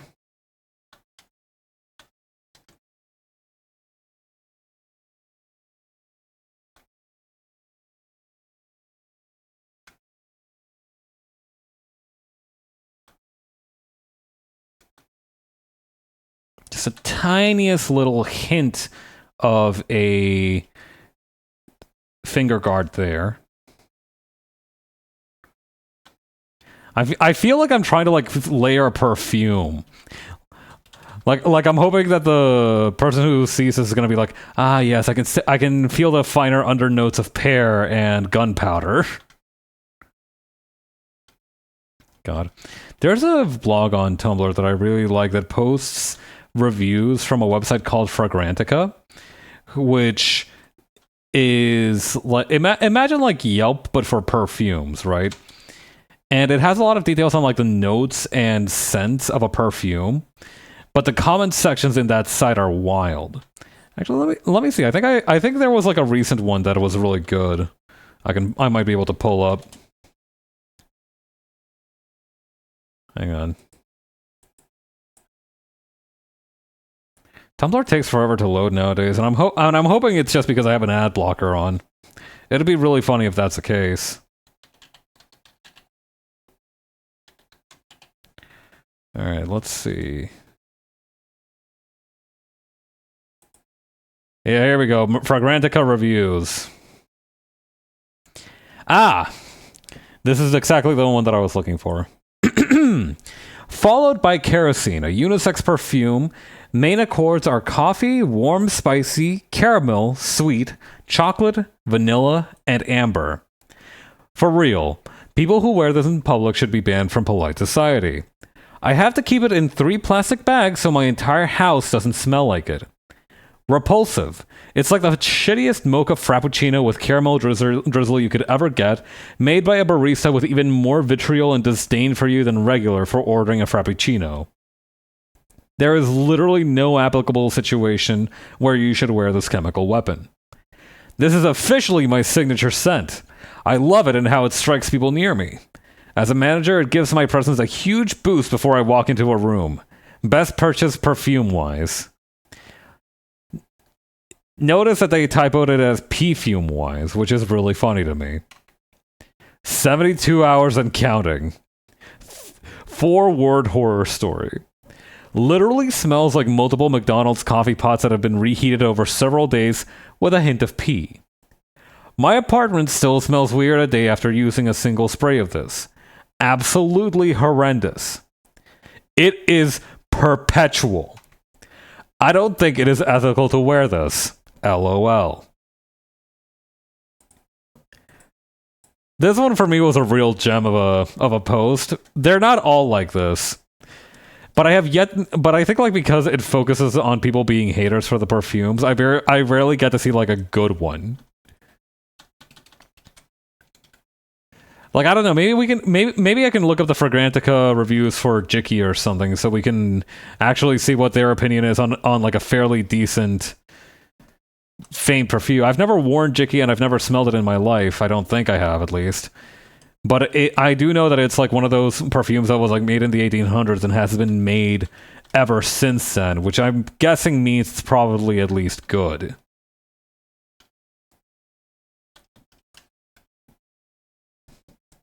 I hope it is, at least. Otherwise, that means that they've been manufacturing it since the 1800s for the pure love of the game.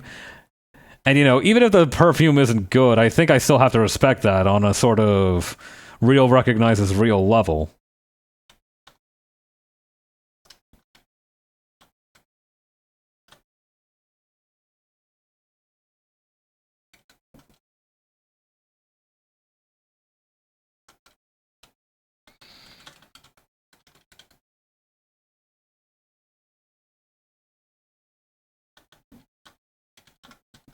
Oh, maybe, hang on. Let me double check the... Okay, no, it does end right there. What the hell?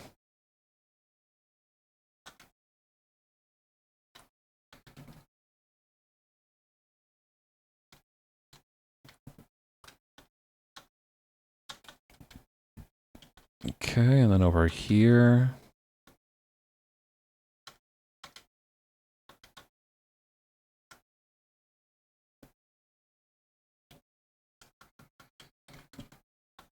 Maybe like this.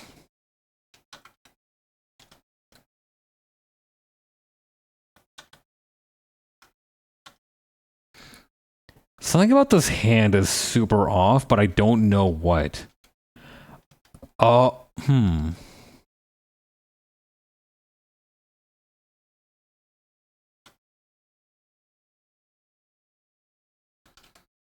Yeah, I think that was the fix.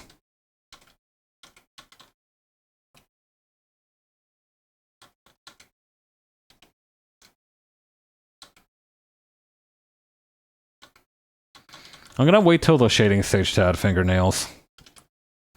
Okay, now is there any part of this that I'm missing?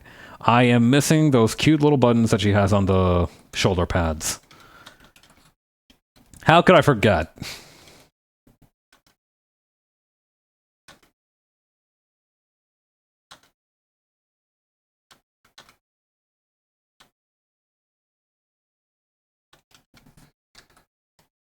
Okay, and then over here. I should also try and add a little bit of volume on the side here.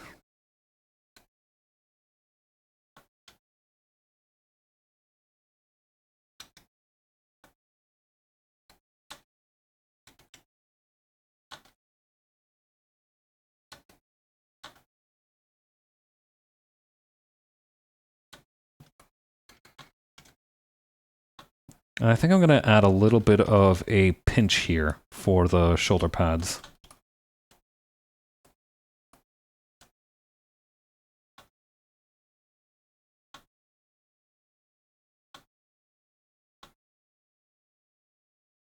More like this.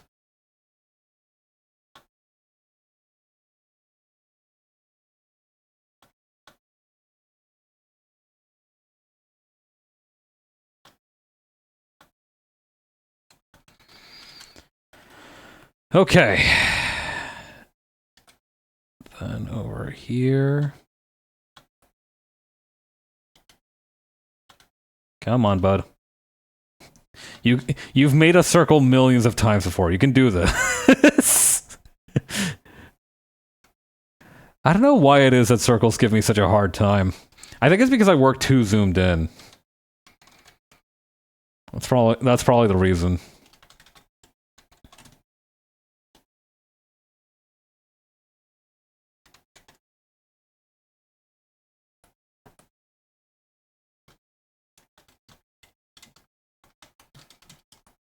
Okay, how does that look? Pretty good.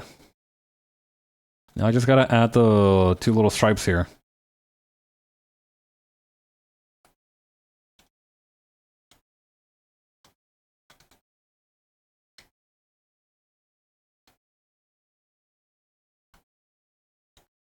Okay.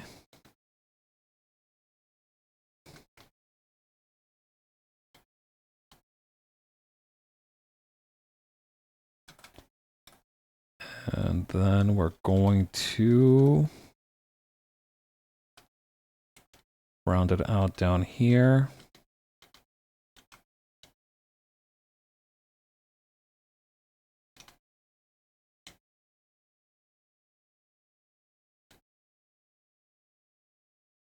Come on, bud. There we go.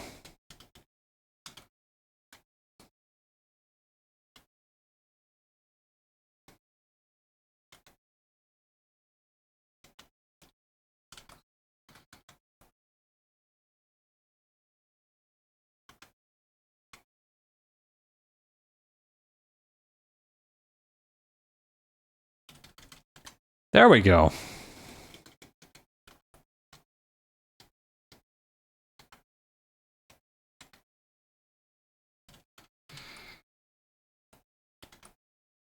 I think that looks wonderful. Okay, let us proceed on to the coloring stage. And the good news is that because we're doing like a very psychedelic looking one this time around, we're not going to need to worry so much about the... Hang on. Yes, okay. We're not going to need to worry so much about like the base colors and everything because we can just kind of dive into it. Now, granted, this probably won't work one-to-one because, like, for example, she's blonde. The model that I use is blonde. But it should work, like, at least 0.8 to 1. I don't think that's how measurements work, but close enough.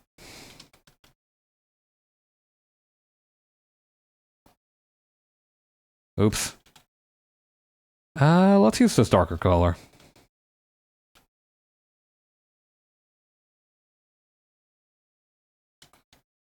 Okay.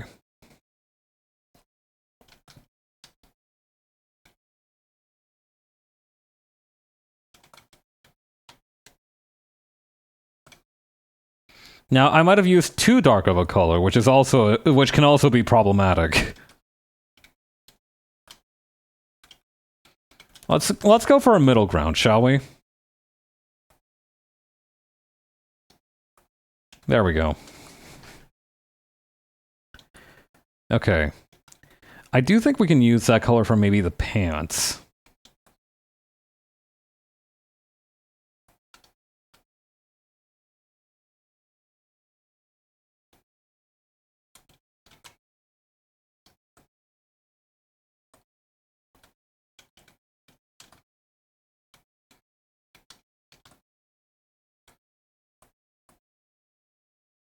Okay, very nice. Maybe like this darker, lighter but darker blue. Strange phrase to use, but we can use that for those shoulder pads up here.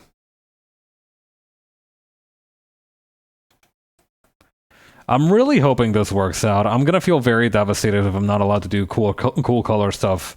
If like my skills need more sharpening in that department. What will be will be though.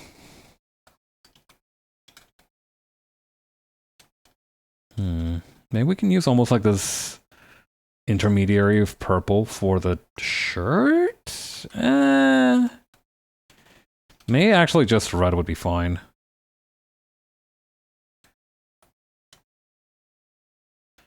It's a little bit eye strainy, but that's fine. We're allowed as a treat.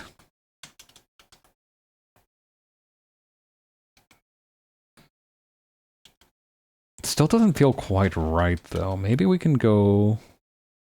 Okay, that's feeling much more appropriate. We can still keep that in that bright red for highlights, though.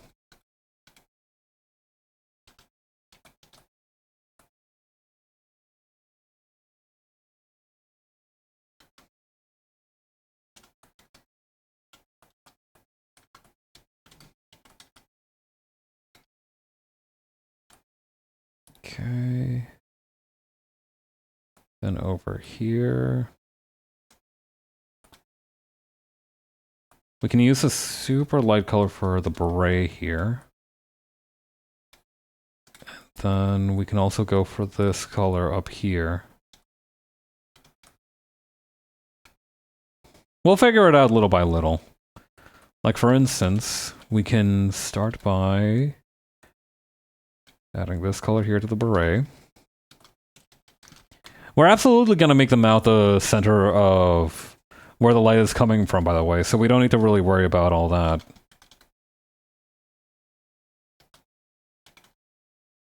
We should probably be worrying about this line here that I seem to have forgotten to cross out, though.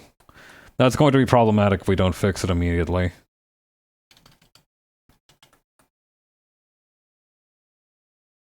Also, before I do any of that, I should probably... hang on.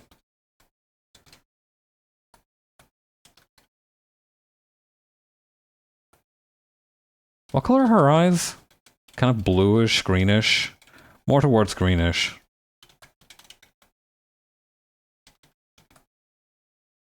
Okay.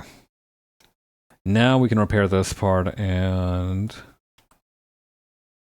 very good.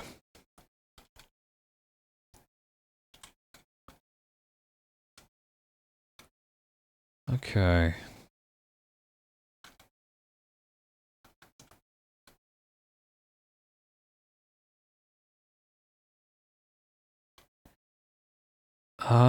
I forgot how face bones worked again. But that's okay, I'm good at it. I can still... my brain may have forgotten, but my body probably remembers. At least a little bit.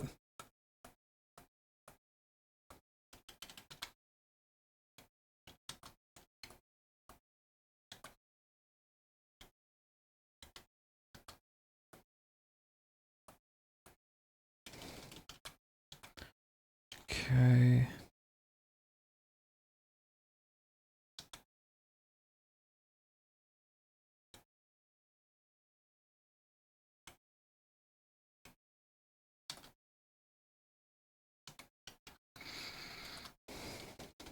okay... need to erase this part here. Doesn't make any sense for our shadow to be cast that way.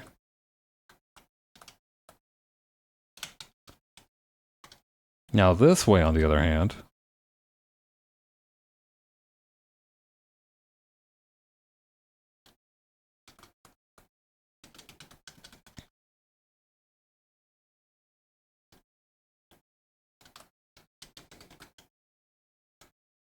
okay, then over here...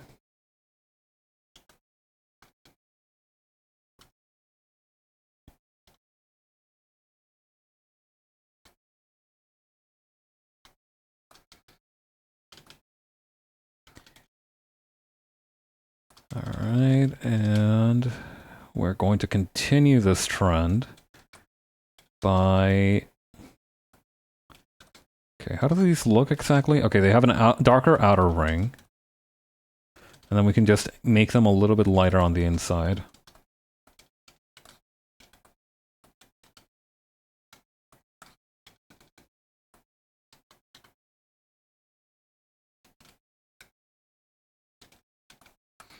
And maybe we can use like a very, very like dilute fuse version of this red for the accent points here.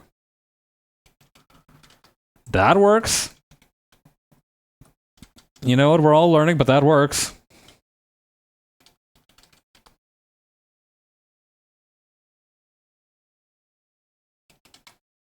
Okay, can I get away with... actually, I can get away with basically anything. What's more important is about how the finished product feels. Worrying about what I can get away with is the wrong thing.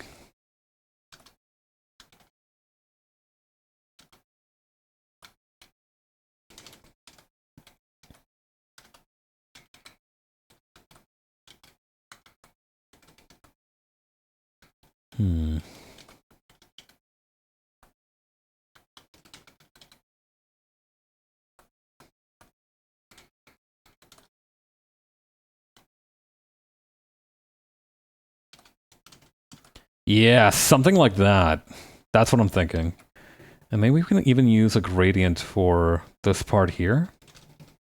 No, the gradient's a bit much. We could, however, try and add like an inside fabric fold like this.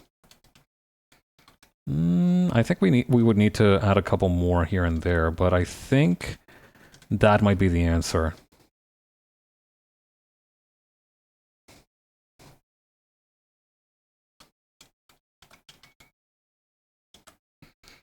Then also, what we're gonna need is that one cross-hatching brush. This one.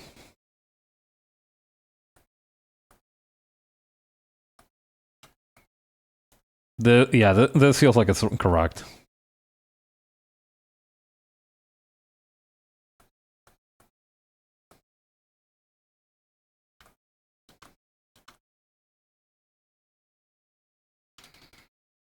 Okay.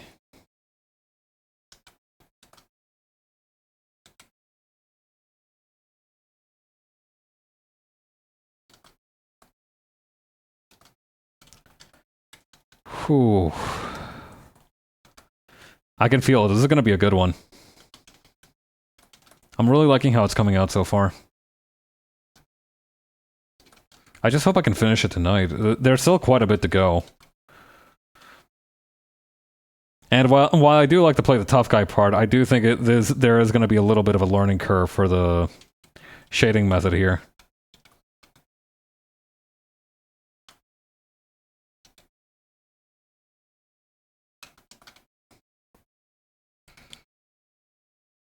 Well, I'll figure it out or I won't.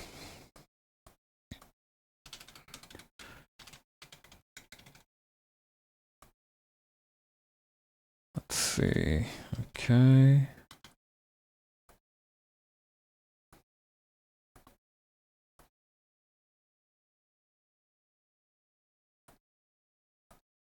Okay.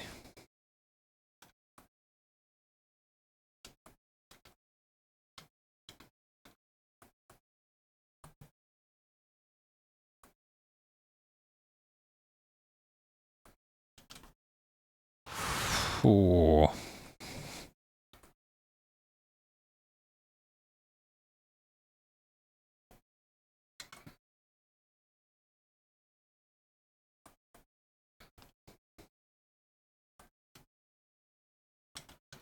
Okay, and then over here, we're gonna add actually a little bit of a counter to the shadow.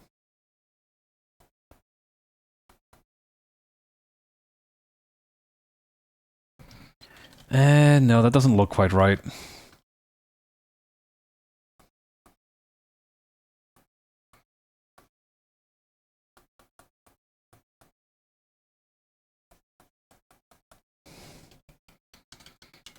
Maybe we can do a little bit of like an exchange program. Maybe a little bit towards and a little bit against. I think that's gonna have to be the right answer. I just wish I could focus in on it more easily. There we go.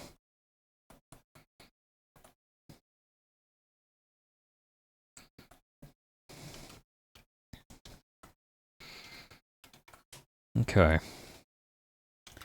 And what I'm actually thinking as well is we could probably use the darker color for the pants here to have a gradient on the shadows over in this section.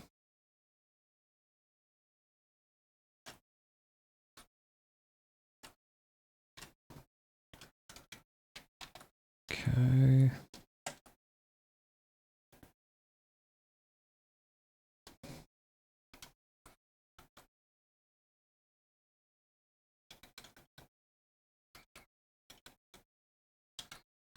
Perfect.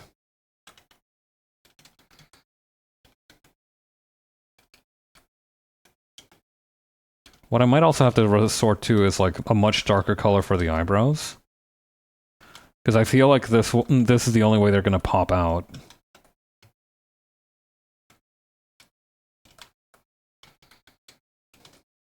What I could also do here is blend it out a little bit. Just so it's a little bit smoother.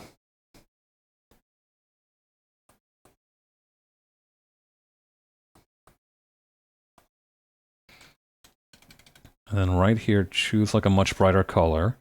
And do that old switcheroo once again.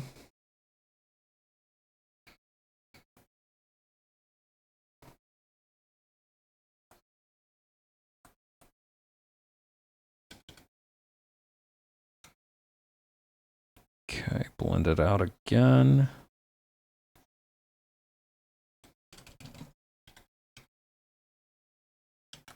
Actually, we might have overdone it there. Let's try that with this.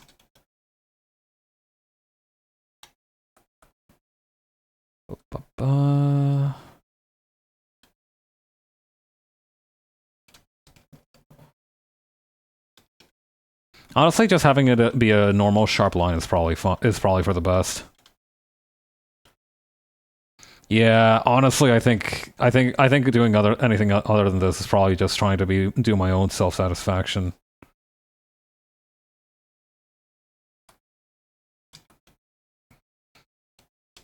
Okay, the nostril isn't highlighted, but the bridge is.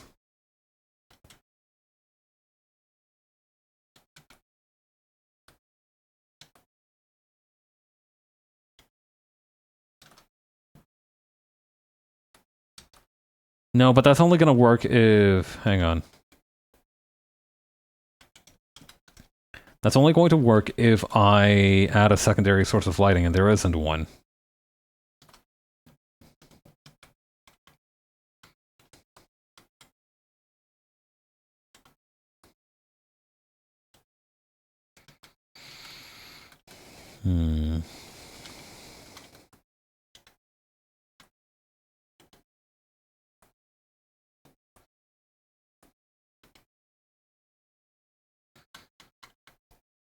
Okay.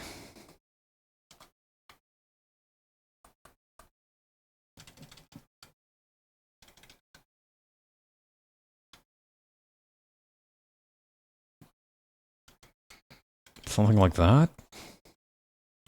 I think that might be it.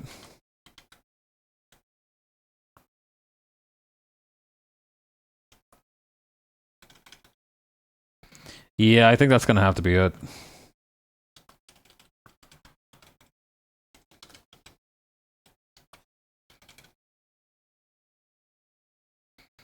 And what I can do is I can try and go in on the ears like this. That's not create much of a difference, though. Maybe more toward...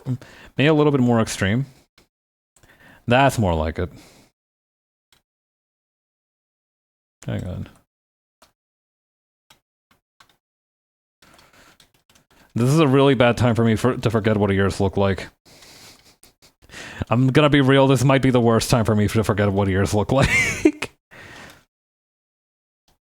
Well, worst time so far.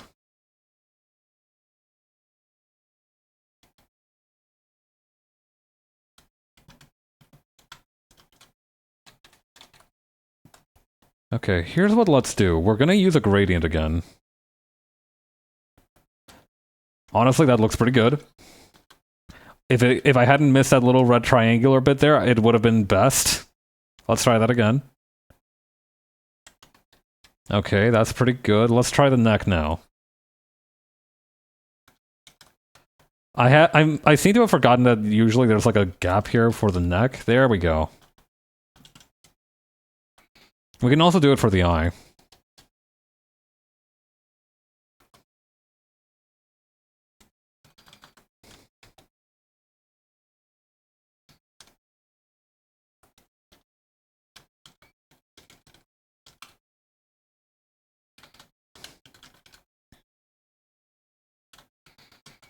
Also, yeah, this bit of blue is pissing me off a little bit. Let's exchange that for an actual bit of blue, like this.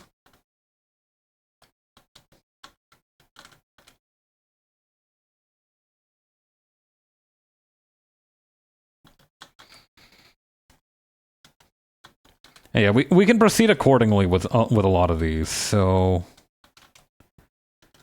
Actually, hang on, could we... There's like the barest little bit of like light blue here. Maybe that's too much of a bare hint. Maybe we need to go a little bit deeper. I just want to create a little bit of highlights for the shoulder pads.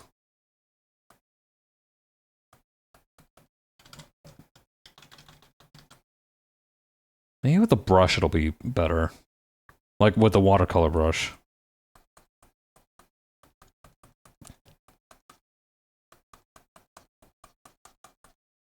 And then just blending it out.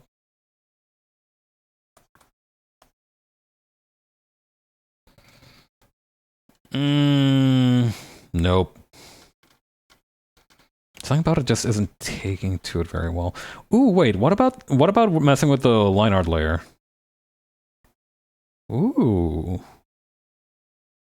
Okay. This could work.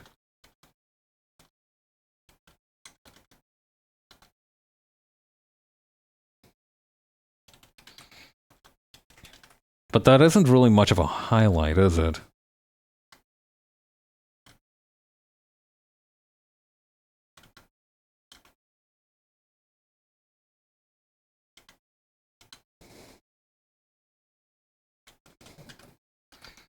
What we could do is...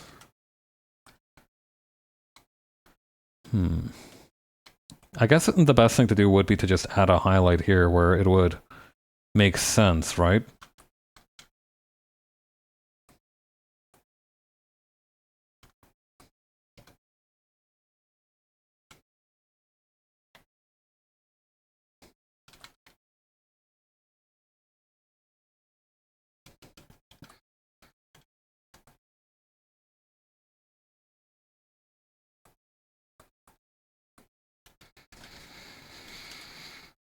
Okay.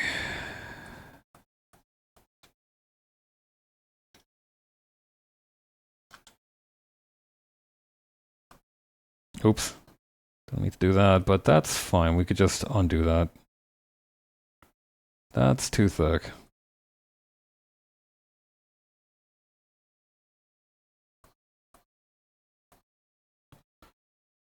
No.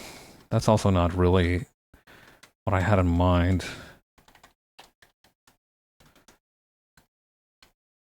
No, okay, no, this works. This absolutely works, actually. Hang on.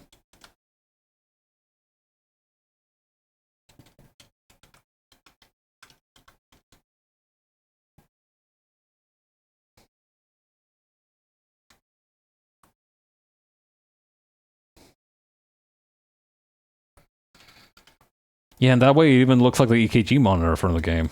Yeah, this works.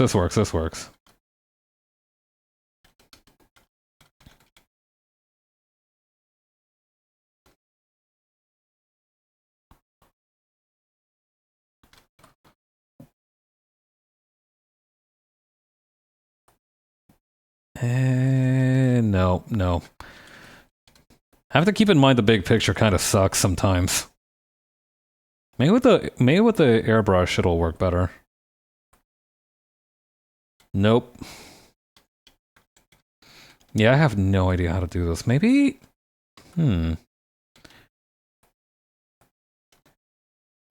Yeah, maybe what I need is just a more subtle blue.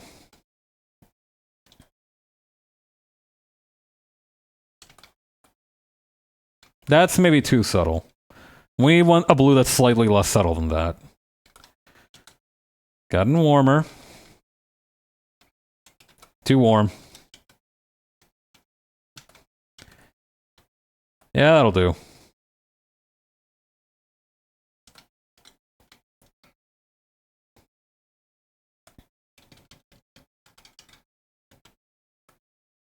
And then just... We can blend it into the rest of the fabric like this.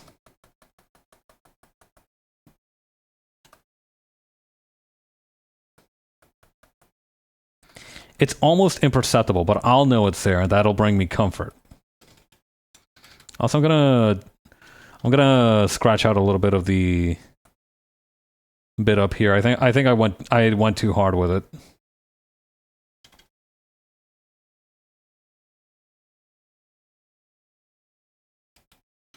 Okay, now then, We can also use this for the inside color of the shirt. Actually, what might look good is if we make the inside color of the shirt the same color as the pants so that it has some continuity.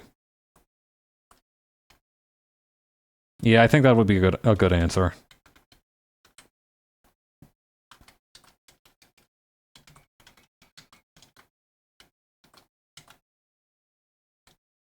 Now, I will be a dog bastard if I forget to switch the correct layer after doing this, so I'm gonna need to be on my guard.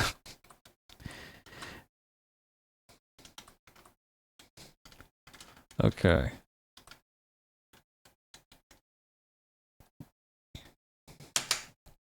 Time to stretch out my wrists a little bit. What time is it? We've still got some 45 minutes in before this gets to be an unreasonable time. I think we can make it in that amount of time. That being said, I am noticing a rather disturbing part here. Well, disturbing isn't the right word for it. I just don't like how it looks.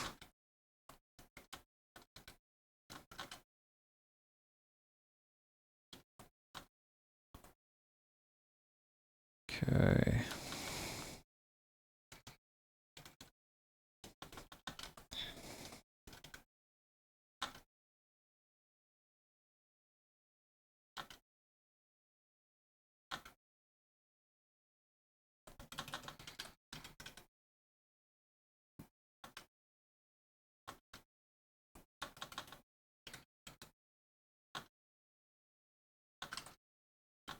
Ooh, wait, actually, hang on.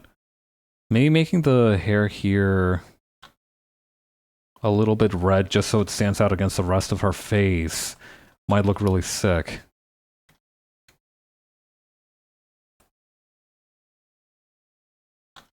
But then we'll have to finagle the rest of the hair looking like that too.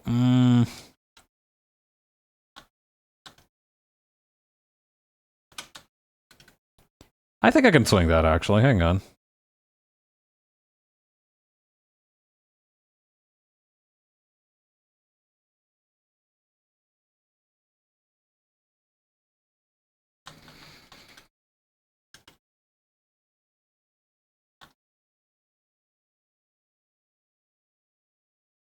Okay.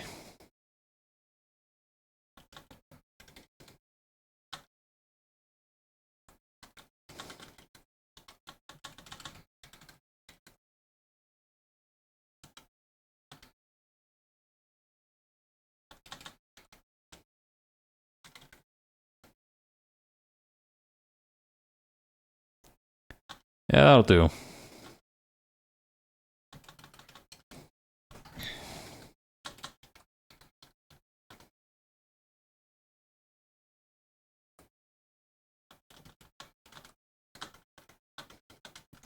What might fit better here, actually, would be to do it like this. Or maybe almost like this.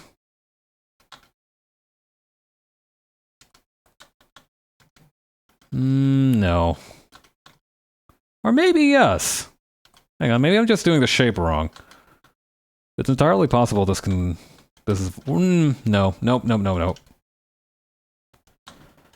I think this is the best we're gonna get. Let's blend this part out a little bit.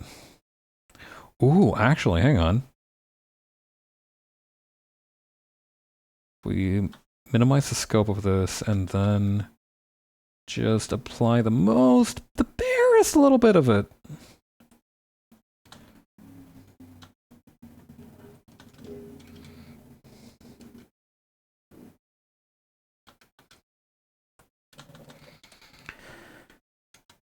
Okay. I think that works.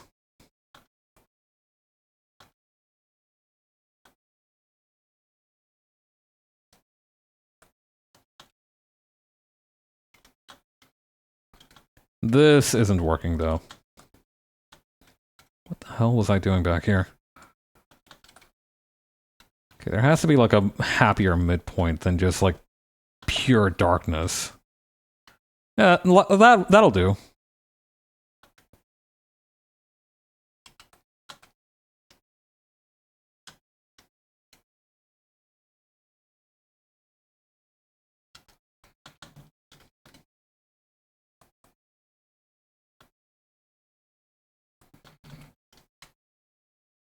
Okay. Now then, we can probably use a gradient for this part of the beret before transitioning out a little bit, maybe with a brush to a blue at the edge here.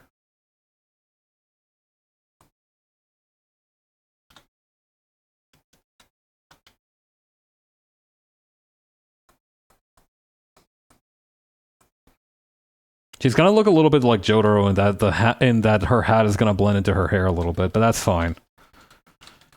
Everybody loves Jotaro.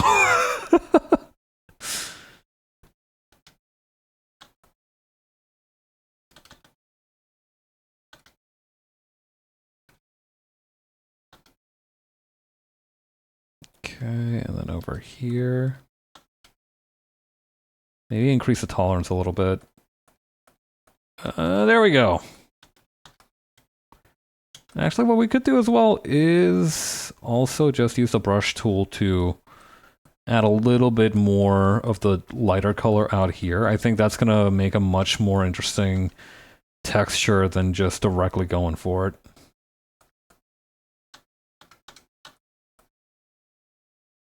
Then we can just blend it out and everything will be peachy keen. Oh wow, it actually is pretty peachy keen. I wasn't actually expecting it to go that well. Ooh, wait, actually, this works also.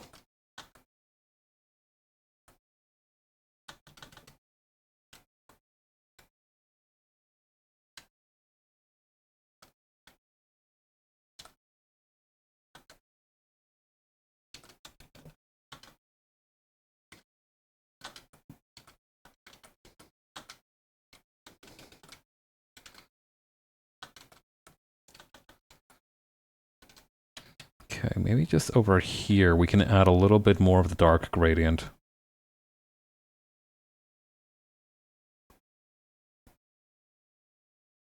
Why is that not deselecting the right part? What is happening here?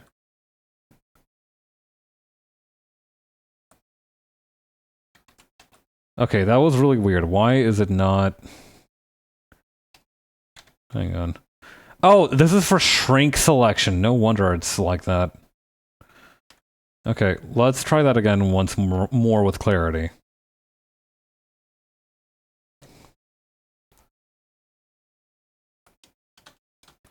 Yeah, okay, now we're cooking.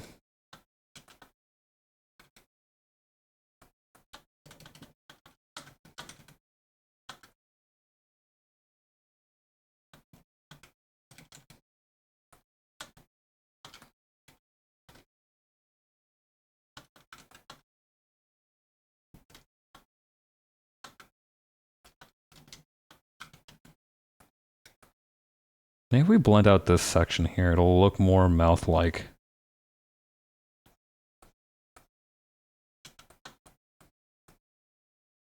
I'm on the right layer, right? Yes, I am. Okay, perfect. Whew. Okay. Where were we?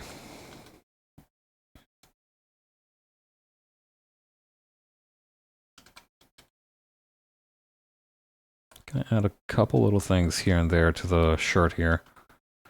Speaking of which, the shirt might be a little bit tougher to color than I thought it would be, but you know what? We can take those. Also, we could just start with the biceps here. I think that might be a good place to begin our approach.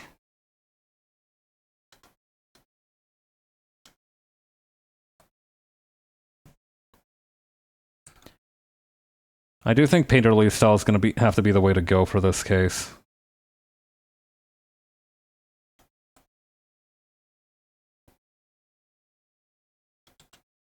With some notable exceptions.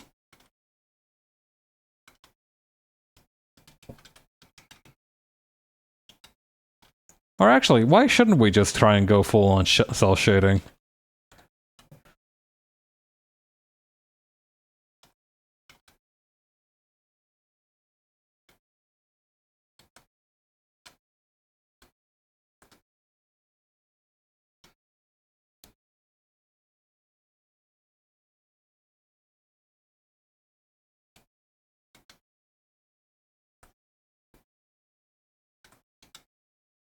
Okay.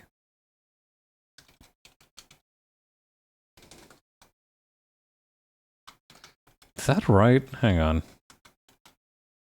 Okay, what I might need to do is I might need to go back and grab... Actually, this section's bothering me too.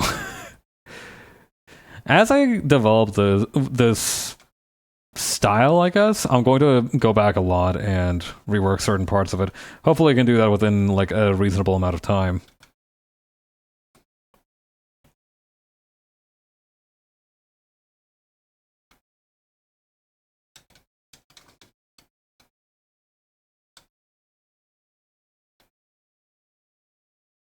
Okay, and then just blend this part out.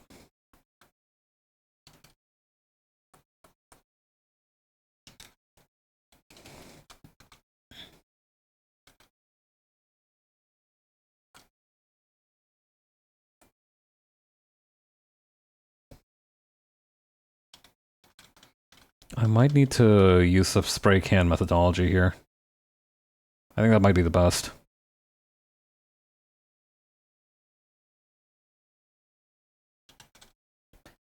Maybe also just gradiating a little bit? Like, maybe making this the maximum density of that color.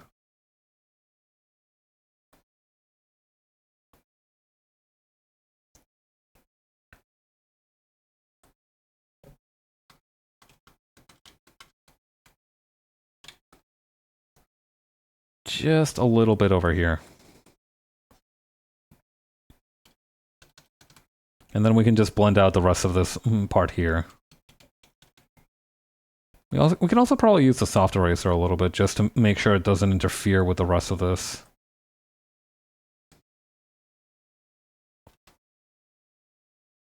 And blend it out some more.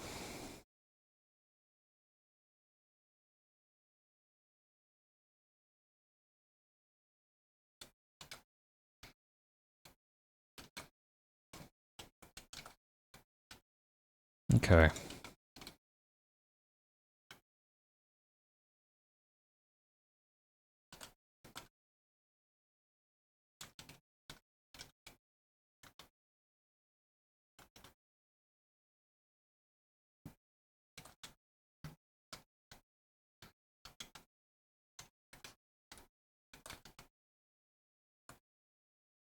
Yeah, I think this is going to be the approach for the time being. Maybe a little bit of this on the tips of the fingers, but that's about it. Like, what we need here is just a lot of detail because of how the leather will work.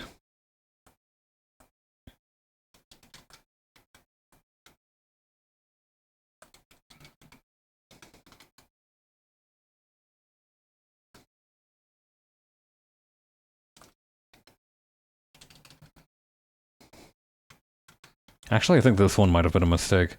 Let's just stick with this one here.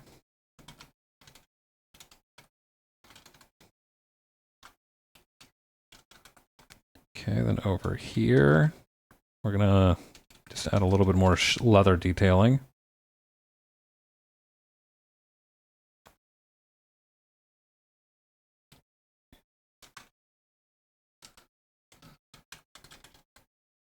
Maybe I can use a little bit of the hatching threesome as well. Hatching triplets? Hatching triplets sounds more like it's a bunch of birds. So maybe not.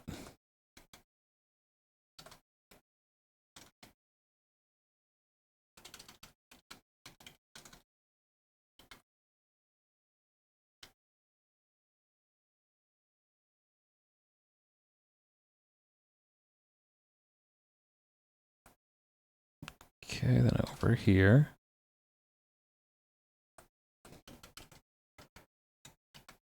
Then we can continue adding some more detail.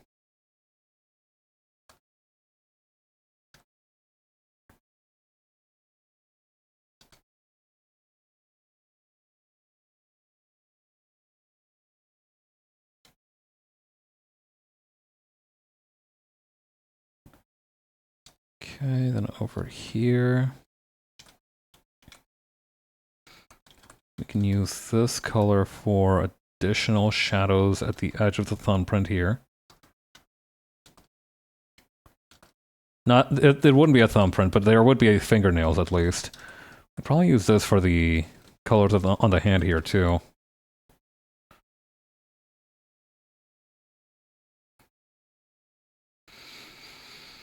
I feel like I'm blanking on what to do next. Probably add shadows to this side of the glove.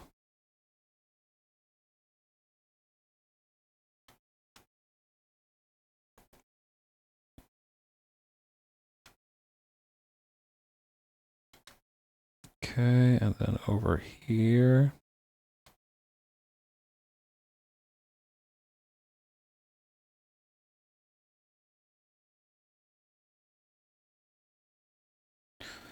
Okay, and then...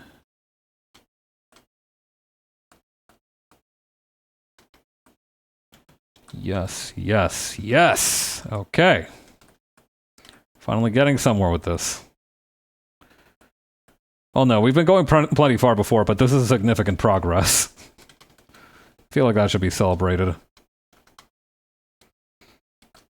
Balancing when to celebrate things can be a little tough.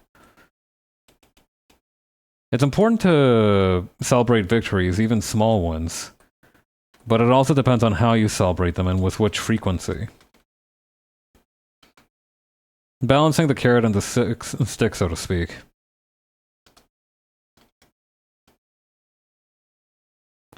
All too easily, I feel like a lot of the things that we do for celebration become habit. But then again, I've mentioned before that I have an issue with moderation, so I think maybe that's just a skill issue on my part.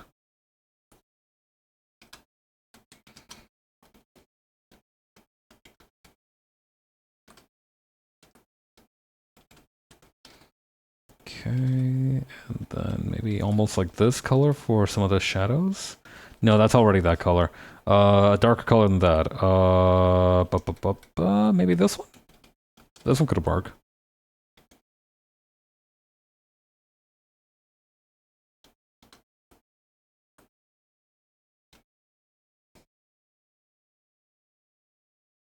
Okay, then over here.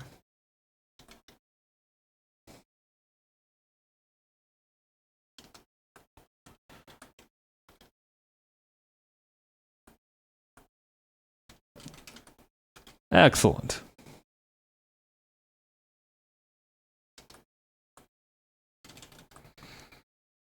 Okay. What I could do is just very lightly with the softest of touches, like that, hit this arm, maybe a little, even softer. Yes, okay. And that way we can just...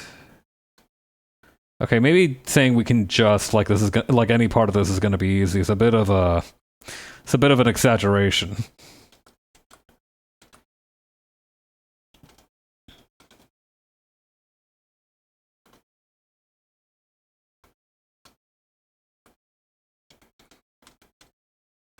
Okay. Or actually, yeah, we should probably shade the rest of this arm since, again, we're not doing double lighting. All right, let's refine what we've done then.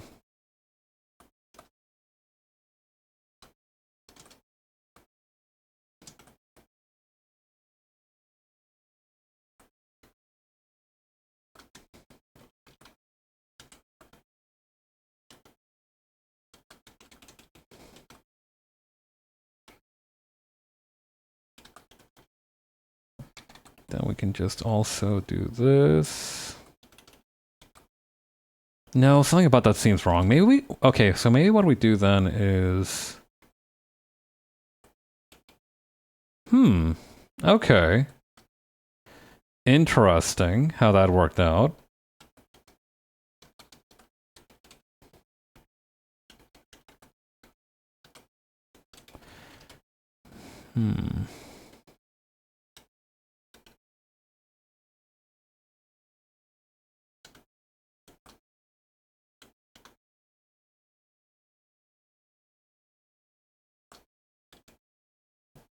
Okay, and then over here. I feel like I'm not doing this correctly. But maybe I am. Hang on.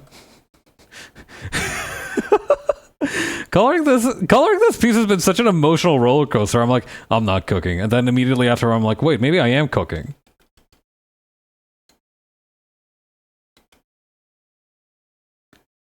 It's been a very emotionally charged session.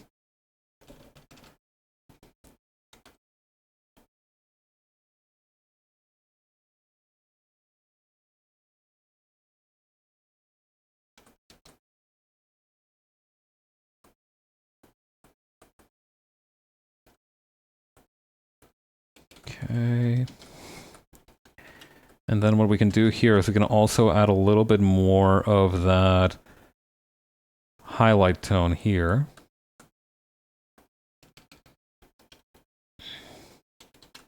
I think once we color the shirt in, everything's gonna be alright. I just have to believe. I just have to keep holding on. Trust the process, etc.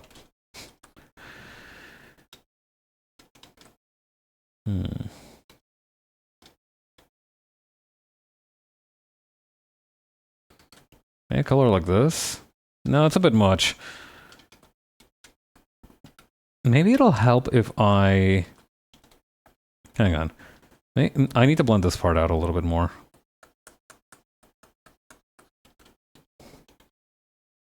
Maybe this part too, actually, come to think of it.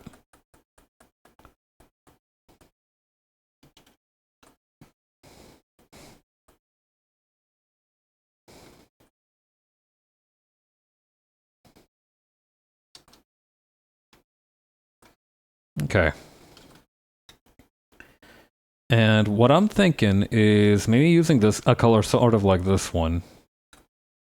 Actually, we're going to probably gradiate this a little bit better up here. And by gradiate better, I mean actually just moving this whole thing a little bit further out. Let's see if I can do that gracefully.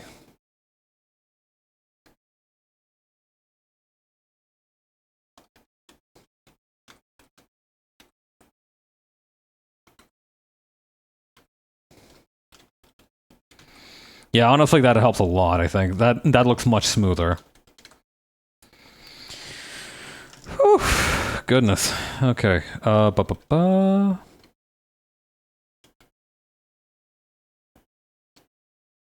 Here we go.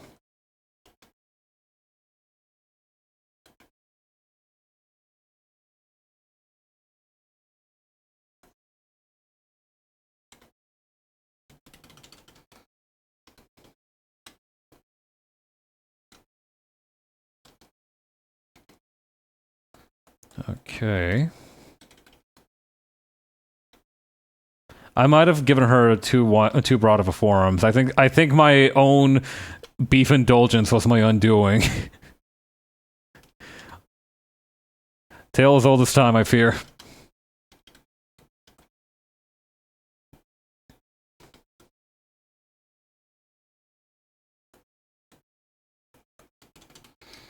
Okay. I think we're... Okay.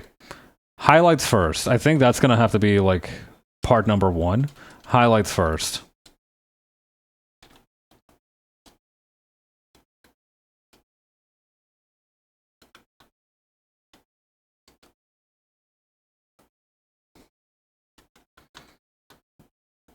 Okay, and then over here...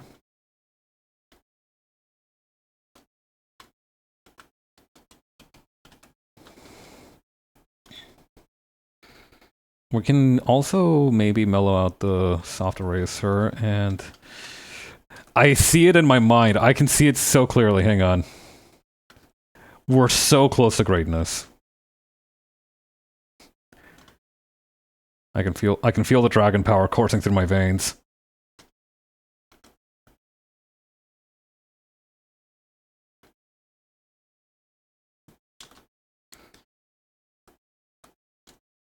Okay, and then up here. Please, God, let this gradient work, or I might have to do something drastic. Okay, wait, no, hang on. Wait, so maybe if I just do it like this, and then like so, excluding this part down here.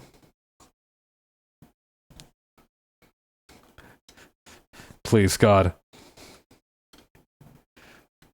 That doesn't look very good. No, no, no. No, undo, undo, undo. Forget it. Forget it. Forget everything.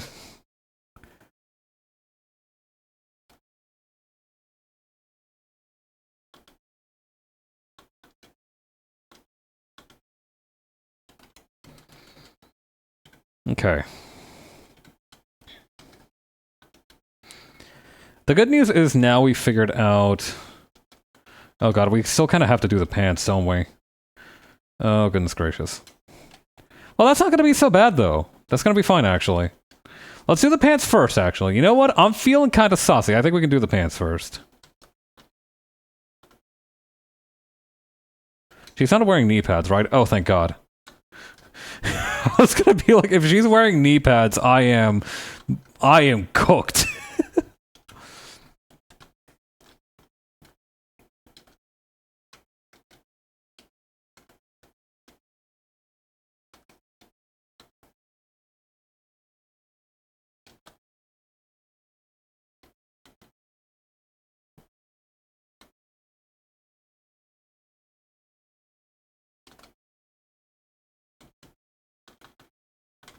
Okay, and then over here.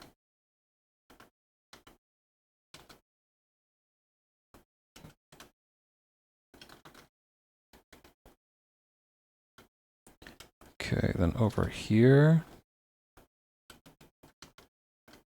No, it looked better before. Maybe we can even do it a little bit up here.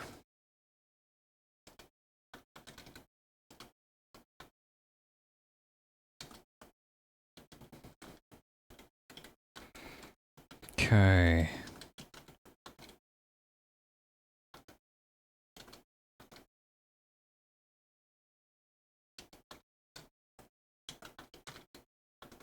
Whoop.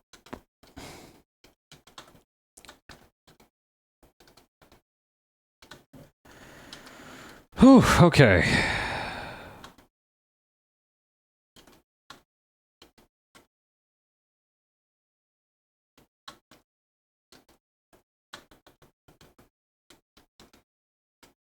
And then we can also use that, or actually maybe, hang on. Okay, yeah, that's a little bit bright, so maybe we can just go... Maybe with this color, actually. I need something that we can use to highlight the pants, but I'm not sure what to use exactly. Ooh, maybe this one.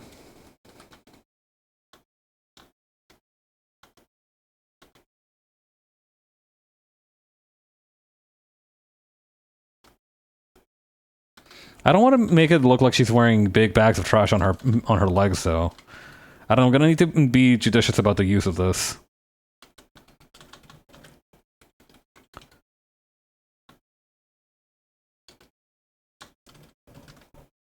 Yeah, maybe not.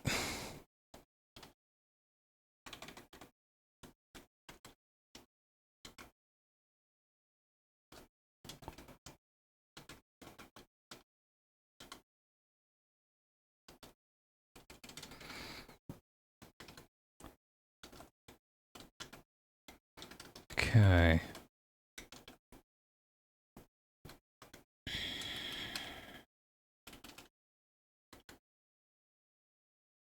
We still need to do the darker parts of the shirt, but that's fine. We can... I'm pretty sure we might be able to bring that together pretty easily. Because even the lightest part of the shoulder pads is darker than the shirt. Well, so let's use that, actually.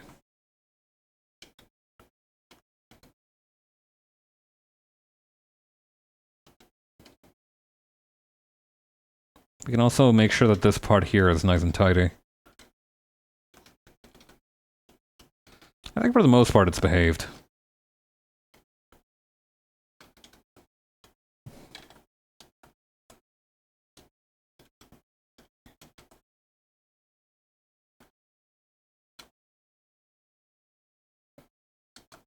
Okay, very nice.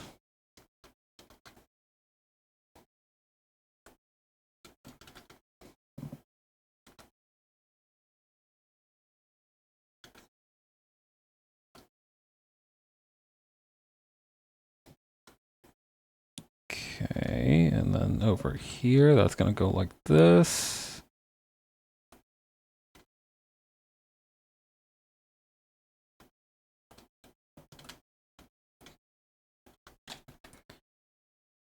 Okie dokie.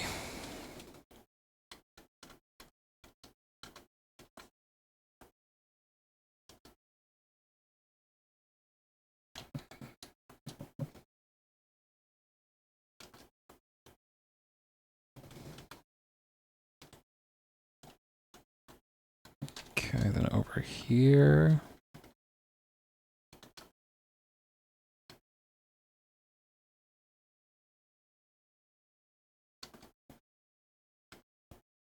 Yep.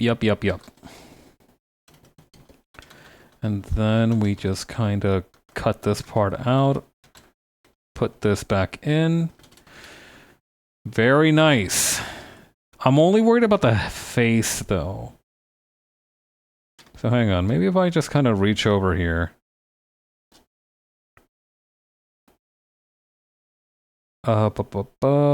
Brightness and contrast. Maybe if we increase the brightness a little bit. And also up the contrast. Okay, yeah, that definitely looks much better.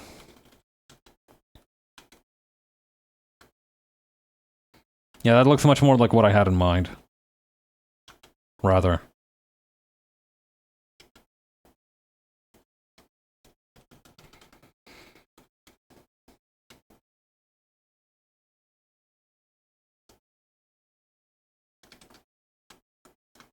Something strange happened here. But yeah, okay, there we go.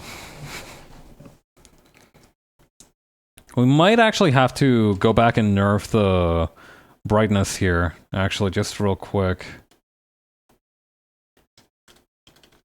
Let's bump up the tolerance on the want select. Just to homogenize the colors a just a tiniest little bit.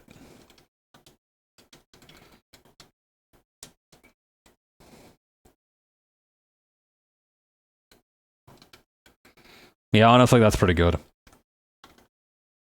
I don't know, I kind of like this contrast, but it's a bit much. You know what I mean?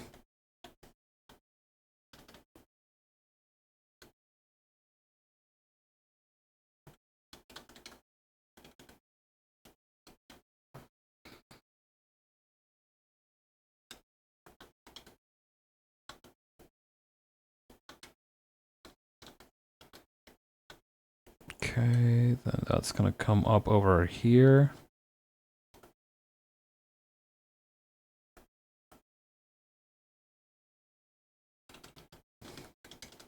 Should I just... I kind of like how that looks, but maybe we can compromise a little bit.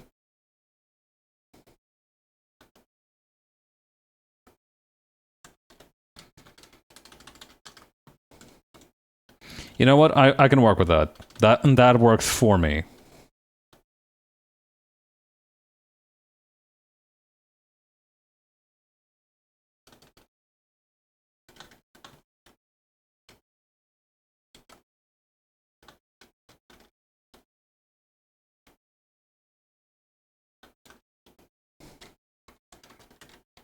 I should save my work, actually. More before anything else.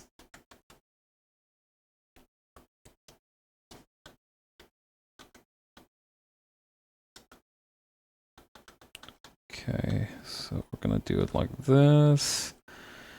Really blend the hell out of it. May hit it with the soft eraser too for good measure. Because I want this area to be very, very subtle.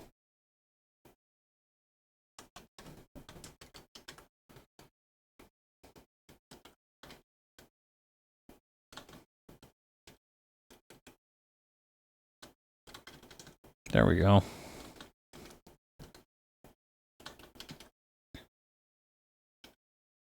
Also, I completely forgot to shade the gun, which is probably a bad thing. We should probably go and do that soon. We don't even have to do that much. We just need to, like... It might literally be just that easy. Hang on.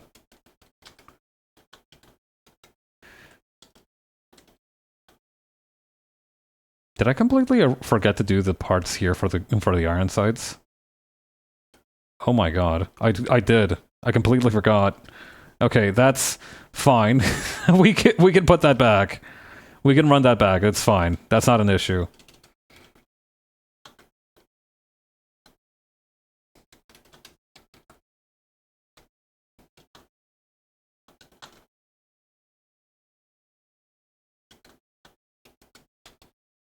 Okay.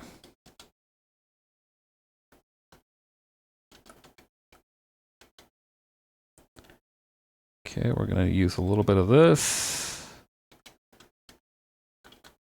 And a little bit of this.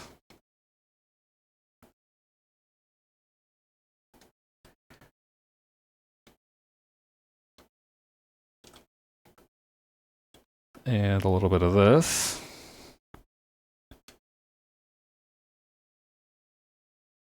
And hopefully that'll be sufficient to trick anybody's eyes into thinking that this gun is properly shaded. No. We can do more. We can do a little bit more. We can do a little bit more. Hang on. For example, on the grip, we can add a little bit of additional color here. I say color, it's really just value variance.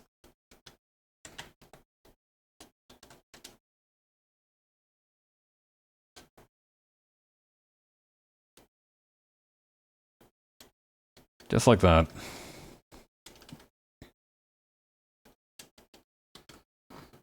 What else are we missing? We're the pouch and the belts. I was gonna be like, we're definitely missing something, but I don't remember what.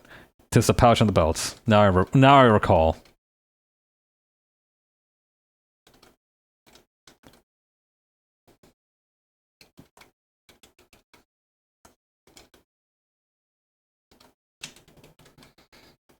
Okay. We can probably use... No, that's too light. Okay, we can probably use that color at least for the base. Now that we know what we're doing. Kind of. That shouldn't have much in terms of decoration. It's just a metal button, and we can just use the lighter color for that.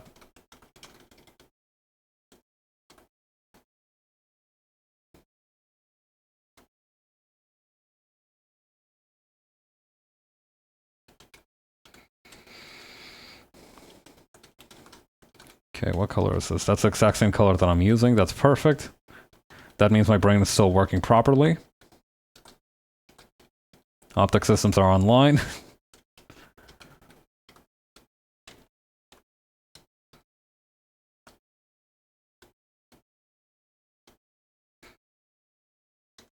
God. Sometimes I wonder if, like, I would be better off as, like, a cyborg or as a partially non-organic creature. I'm rather attached to my humanity, all things considered, so I don't think I would particularly enjoy that existence. But then I also remembered, like, what it takes to get there, because I remember one time at a convention that I went to, I actually attended a talk on transhumanism by a dude who was a self-identified cyborg. Like, he had implants in him, right? Like, he had like an SD card in his leg. And it was a very enlightening conversation. First of all, they can't actually get anesthesia because of the fact that this is all like below board surgery technically. So that's one thing. And the other thing is, like, when I asked him, "Hey, doesn't that cause problems when you travel?" And he's like, "Yes." So that's another thing that I will not be I will have to, like, decline on the principle of.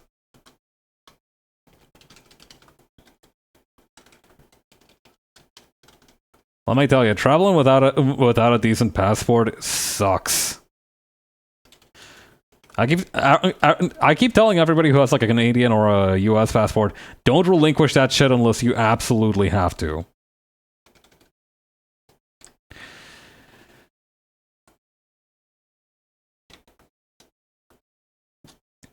Okay, then over here. There you go. I need a color that's like dark enough to stand out. Hang on, so like what's the difference between these two? Oh, we got a little bit of wiggle room there. We got a little bit of wiggle room for sure. I was gonna be like, we need a midpoint here.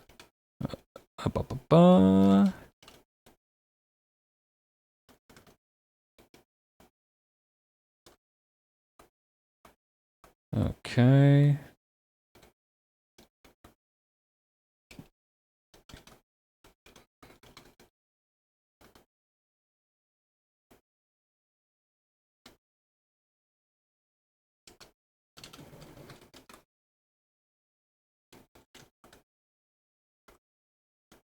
Okay, then over here.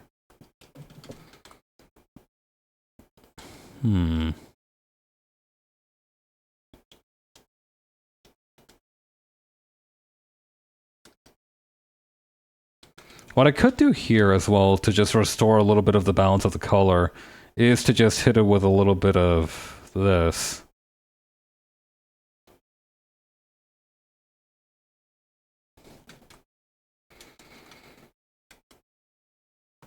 Actually, I could probably just take this whole color layer. Hang on. First of all, let's wrap this up by adding the stars logo and seeing how it looks with the snake head, because I think those are going to be really helpful for the procedure. Okay, so let's duplicate this. Triplicate it, actually. Okay, so one of these is going to go on the beret here.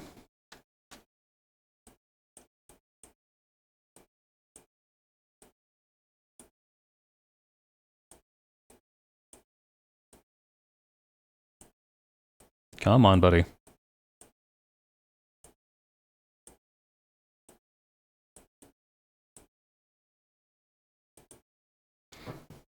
Okay, and here's what we're going to do. We're going to make the brightest part red. And we're going to make the darkest part like this the shirt blue.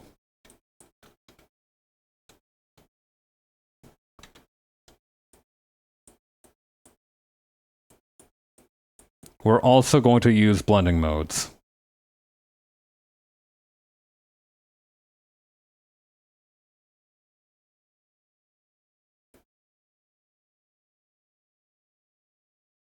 That'll do. I need to use the free transform version though. Free transform, there we go.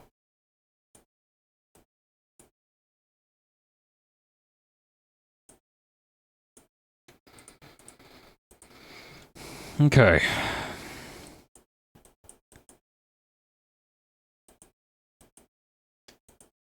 If I had more patience, I would probably make an actual patch, but I don't have patience. Sorry to tell you.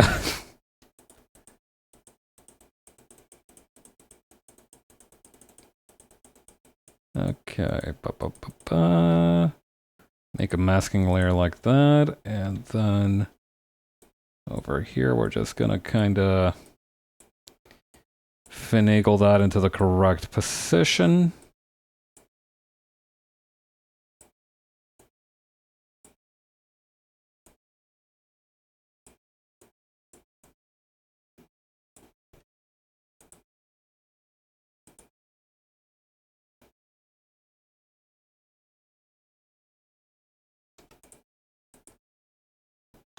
Honestly, that looks better. I'm going to, you know what, forget about this part. I'm going to...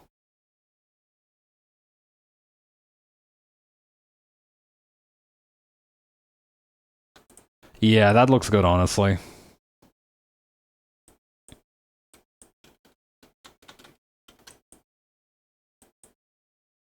Or maybe... Hang on, maybe we can do more with that.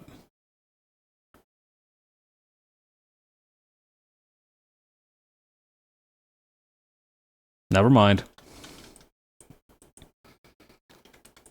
No, there has to be more we can do with it, though. Hang on. I refuse to believe that's all. So hang on. Rasterize, and then what we're going to do is we're going to make a clipping layer right on top of it. We're going to make it right this color. Huh? That can't be right. Why is it like that? Why is it acting like that? Oh, hang on. Okay, we're gonna do that, then this. And then we're going to add just a little bit of darker blue to the stars in the middle here. Not too much, mind you. Just enough to differentiate them from the rest.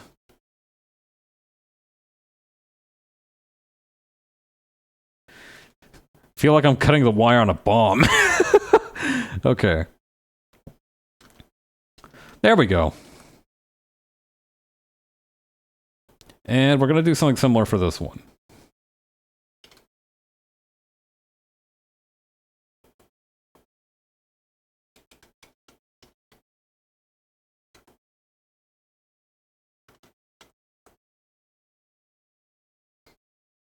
Okay, and then...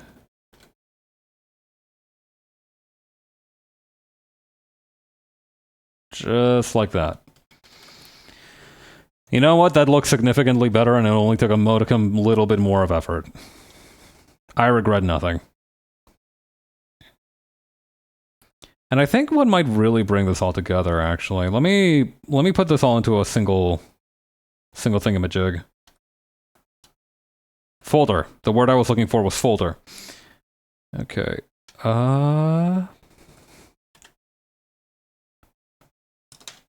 Hang on. Let me merge these three together. Then, first things first, undo that.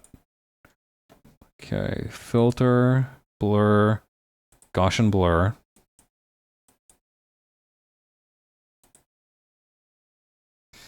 Then use brightness and contrast to radically change this.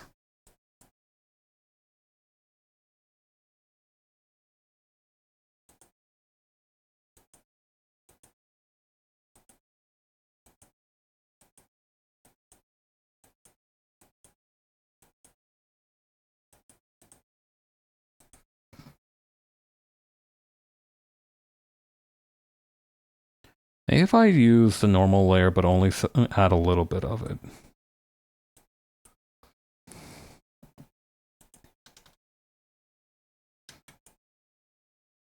Yeah, and just erase it in certain places. There's just a little bit of line there that's really pissing me off. I gotta go back and fix it. There we go. Also, it's pointing out a couple of flaws that I had here. Let me go back and correct those, too.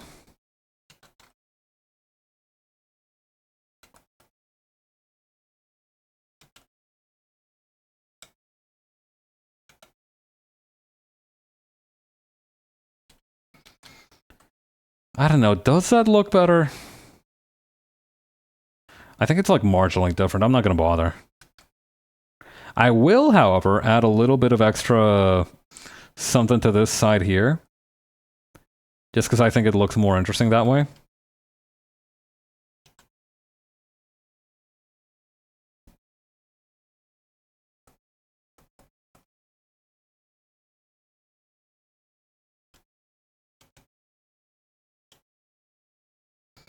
Okay. Little tiny thing here.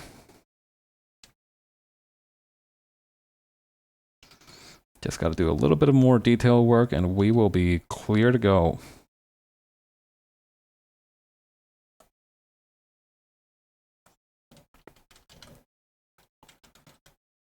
Same thing over here.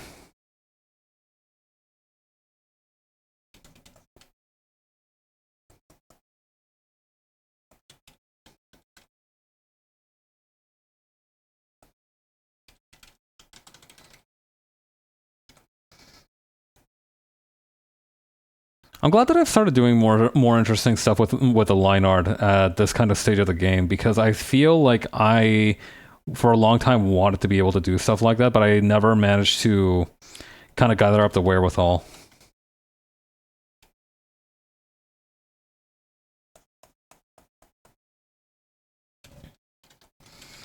Okay, please look good with a giant snake behind you. Please, please, please, please. Please, I'm begging you. It looks okay.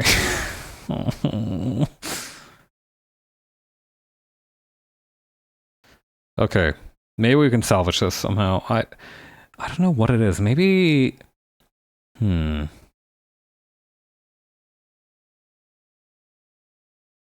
I don't know what it is. Maybe I need to put her more towards the right or the left? Actually, hang on, that might have saved it. That might have saved it. Alright.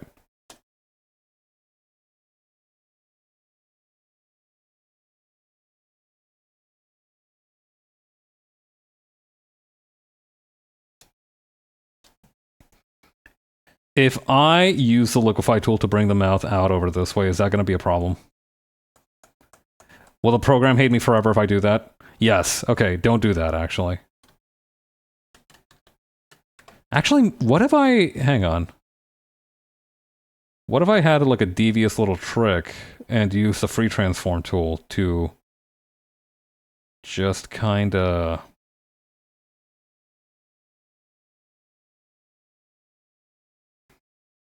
Then... I could probably make it look more natural by putting the eye further back here.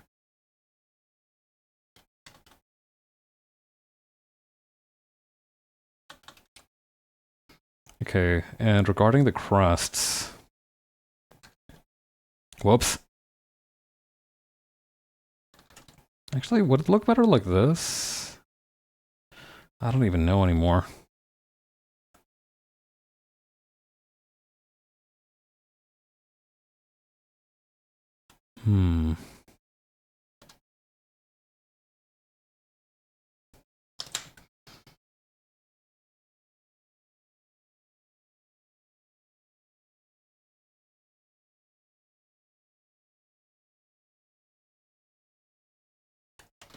Maybe we can just make them smaller.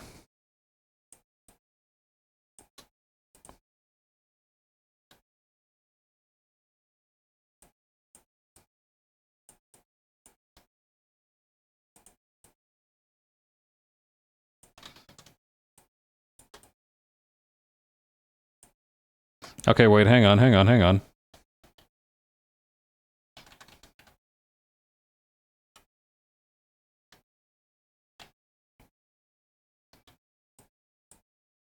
Okay, here's what let's do. Mouth, bigger. Eyes, smaller. Crests, I am not sure where I'm going to put them just yet. Hang on. I need to... I'm going to need to do a little bit of, a few shenanigans here and there.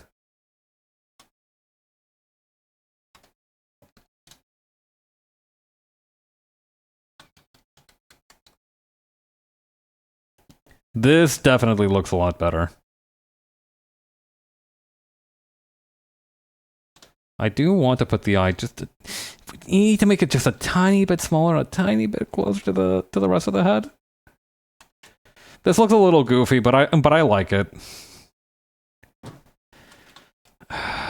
Maybe if we also shrank Jill? Question mark? Hang on.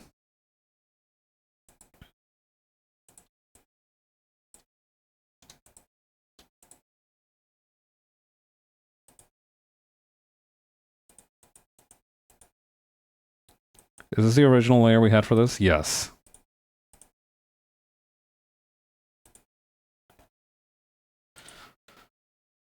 Whew.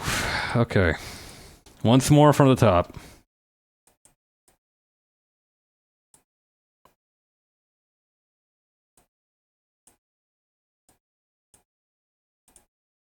Actually, maybe we can make Jill bigger.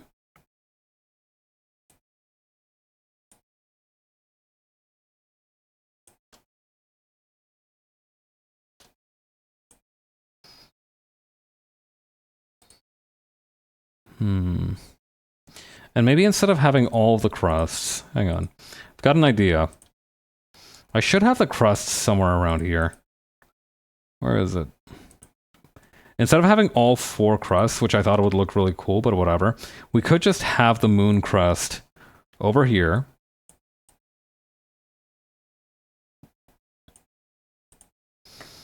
Okay, how do we accomplish what I mean to accomplish? I have an idea on how to do it. I think the answer lies within the posterization tool. Then we can also bump around the contrast and brightness.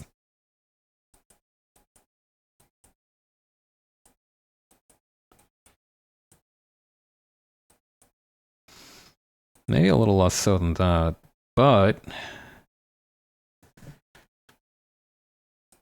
now what we can do is we can convert brightness to opacity and then properly with the red here.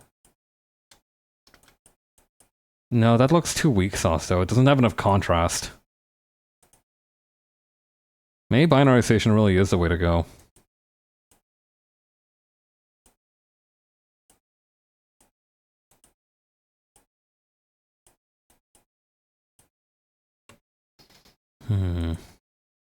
Wait, gradient mapping. What am I doing?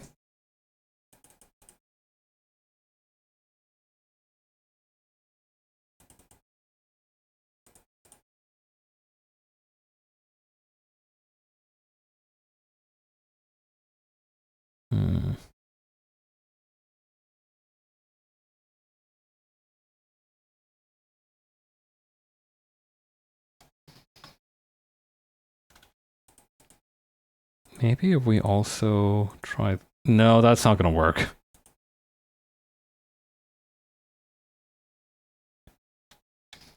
What if we... Hang on. I'm trying to figure out how to do this. Like, how do we also give this part on the inside here a red tint? What I'm thinking is maybe we can also put this in a separate layer. Okay. And... Oops. Let's try that again. Get this in here. Cut and paste it. And then... Oh.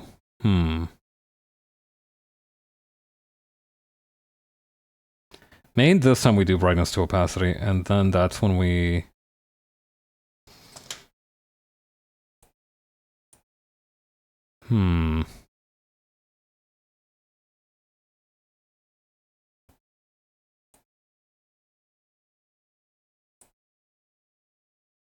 Sure? Okay. Why not? Actually, we could just make it a little bit... It's tiny, it's a little bit bigger.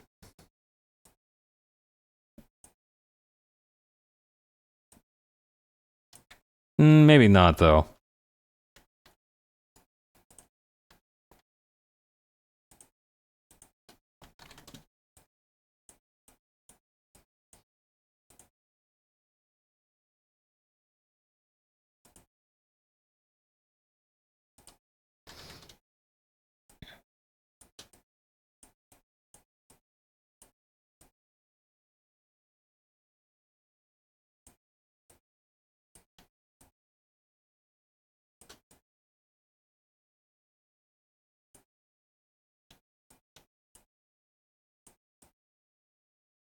I wonder why it feels so frustrating to try and align the teeth with her form here.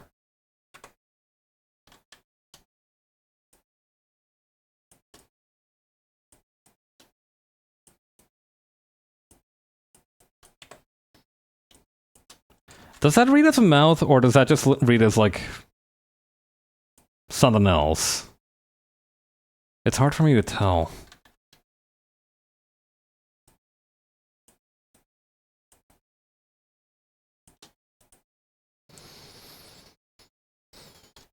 Maybe it'd be better if I put the moon sigil somewhere up. No. Okay, maybe I can do now, though. Hang on. Now that I have this opportunity. Could I not... Maybe, just maybe, up here, down here? Let it go, Pabs. Let it go. Just let it go. Just let it go, man.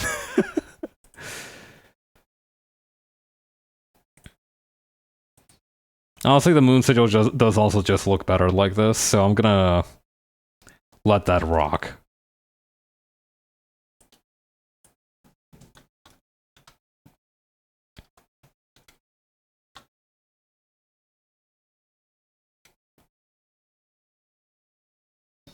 And I think that's gonna be it for today. Whew. This one was a bit of a challenge, but I had fun. I had fun trying to figure out, like, how to balance the art styles. Hang on.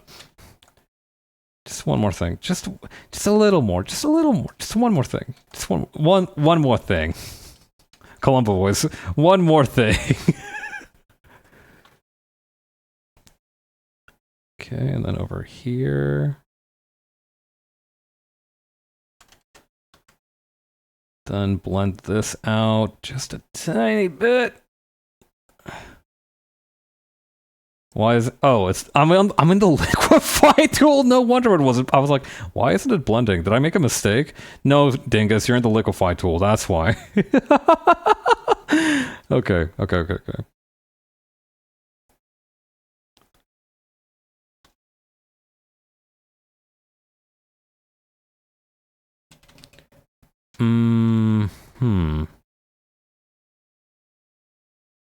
Perhaps we can get away with just a little bit of good-natured cheating.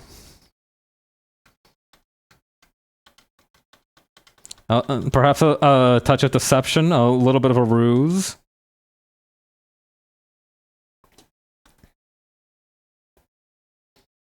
Okay.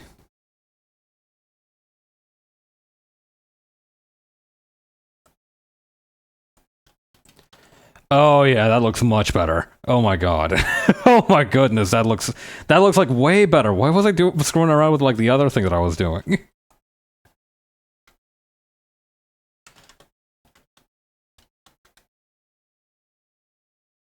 Okay, maybe just a little bit of a gradient and enough. Pencils down. Let it go. Oh goodness. Actually, maybe one more thing. I can't stop. I want this to look good. I want it to look good so fucking bad. I want it so goddamn bad, you guys. Okay, here's what let's do. Gradient map.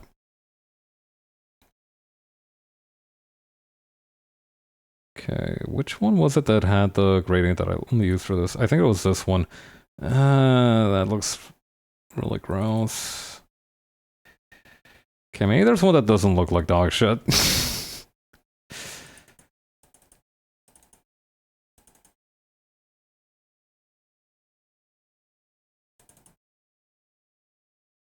This one looks kind of cool. I'm just trying to get it all to have a similar tone. None of these are really speaking to me much.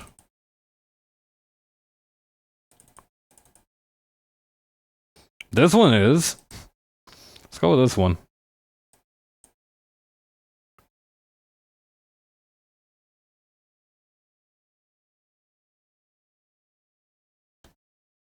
Okay. Do I actually like it better though, or is it just different?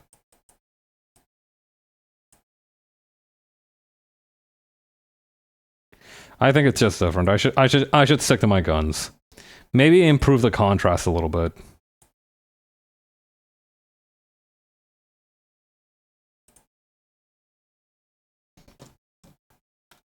And also do a little something with the hair here. Okay. Maybe just a little bit of sanding off of those cheekbones too. Why not?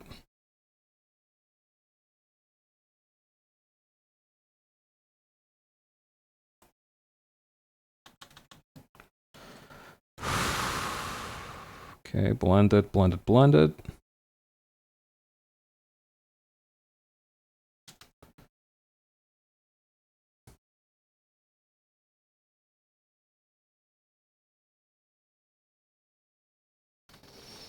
Okay. Actually, that looks weirder. That looks stranger than I thought it would. Let's backtrack on that a little bit. There we go. Okay, I think now we leave it alone. I think we've done all we can for real this time. Maybe just a little bit more.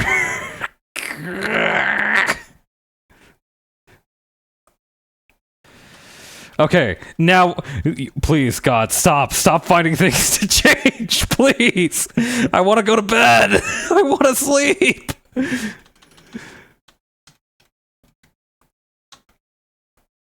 Okay. Lower the hardness. Blend it out a little. Now the other part looks weird. Okay, go back a little bit. Okay, never mind. Hang on. I think I know what I need to do now. Okay, select this, select this. Start shading this part.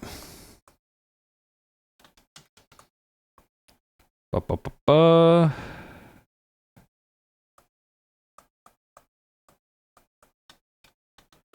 Okay.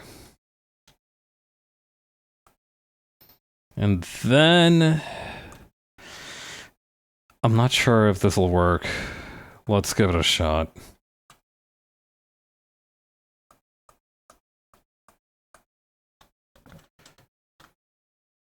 Why does it look worse? Why do you look worse than you did before?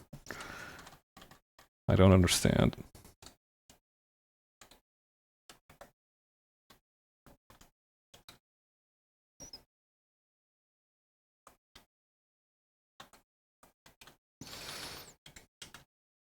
Maybe just a little bit more.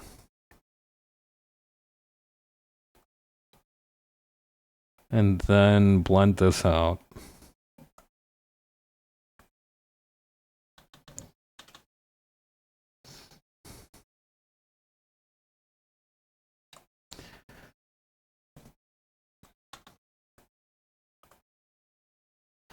God. I'm remembering today I was reading up on Orthus and the 12 labors of Hercules a little bit, right? And it's really funny how Cerberus, in particular, the 12th labor, was handled, because, like, at that point, right, the whole thing about the 12 labors of Hercules is that this king did not fuck with Hercules at all. So he just started giving him impossible tasks so that he wouldn't have to, like, give his daughter's hand in marriage to the guy or anything, right? So he's like, okay, he killed that fuck-ass lion, he murdered Orthus and got me that bull that I asked for, he did, like, 9 other things. What can I give him that's gonna fucking break him? And that's when he was like, I got it. Yo, Hercules, my guy. I really wanted to see that dog, the one that guards the underworld, you know, Cerberus, you know that one? Yeah? Can you, like, go get it for me, bestie? And Hercules, who at this point is probably, like, already wise to the fact that this guy's just trying to get him killed, is like, you know what, boss? Sure, I'll get you that dog. And so he does. He just because apparently he was, like, initiated into the mysteries or whatever the fuck, he's just kind of able to waltz into the underworld, subdue Cerberus, or in some stories, he just kind of, like, gets Cerberus because somebody's, like, nice enough to give it to him there. And he comes back, and he's, like, parading this fucking dog around town, like, yo, guess who completed number 12?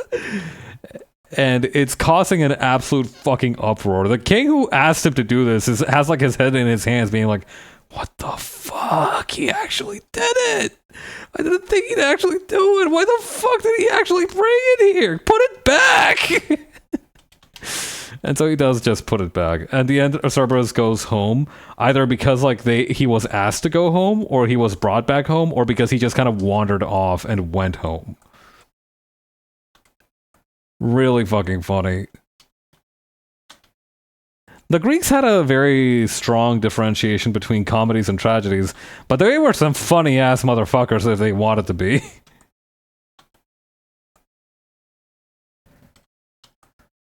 Okay. Okay. What else can I do? Is there anything else I can do? I think maybe just like increase the brightness of the background?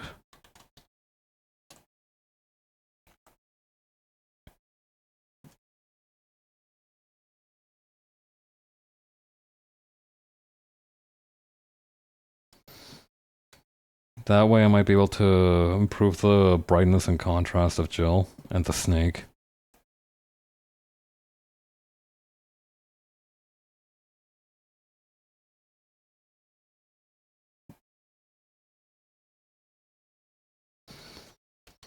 Okay, we'll go with that. Except, hang on. I don't know what's happening over here, but I will not tolerate it.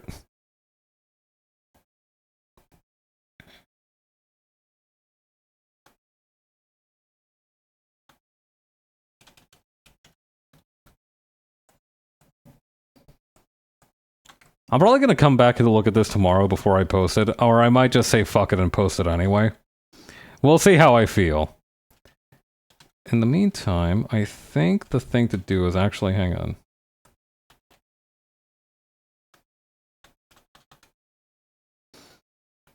Yeah, I think this might have been the move, honestly.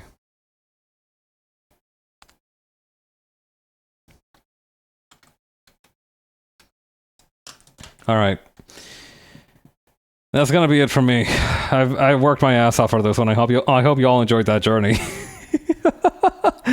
Take it easy, everybody. See you on Saturday. Good night.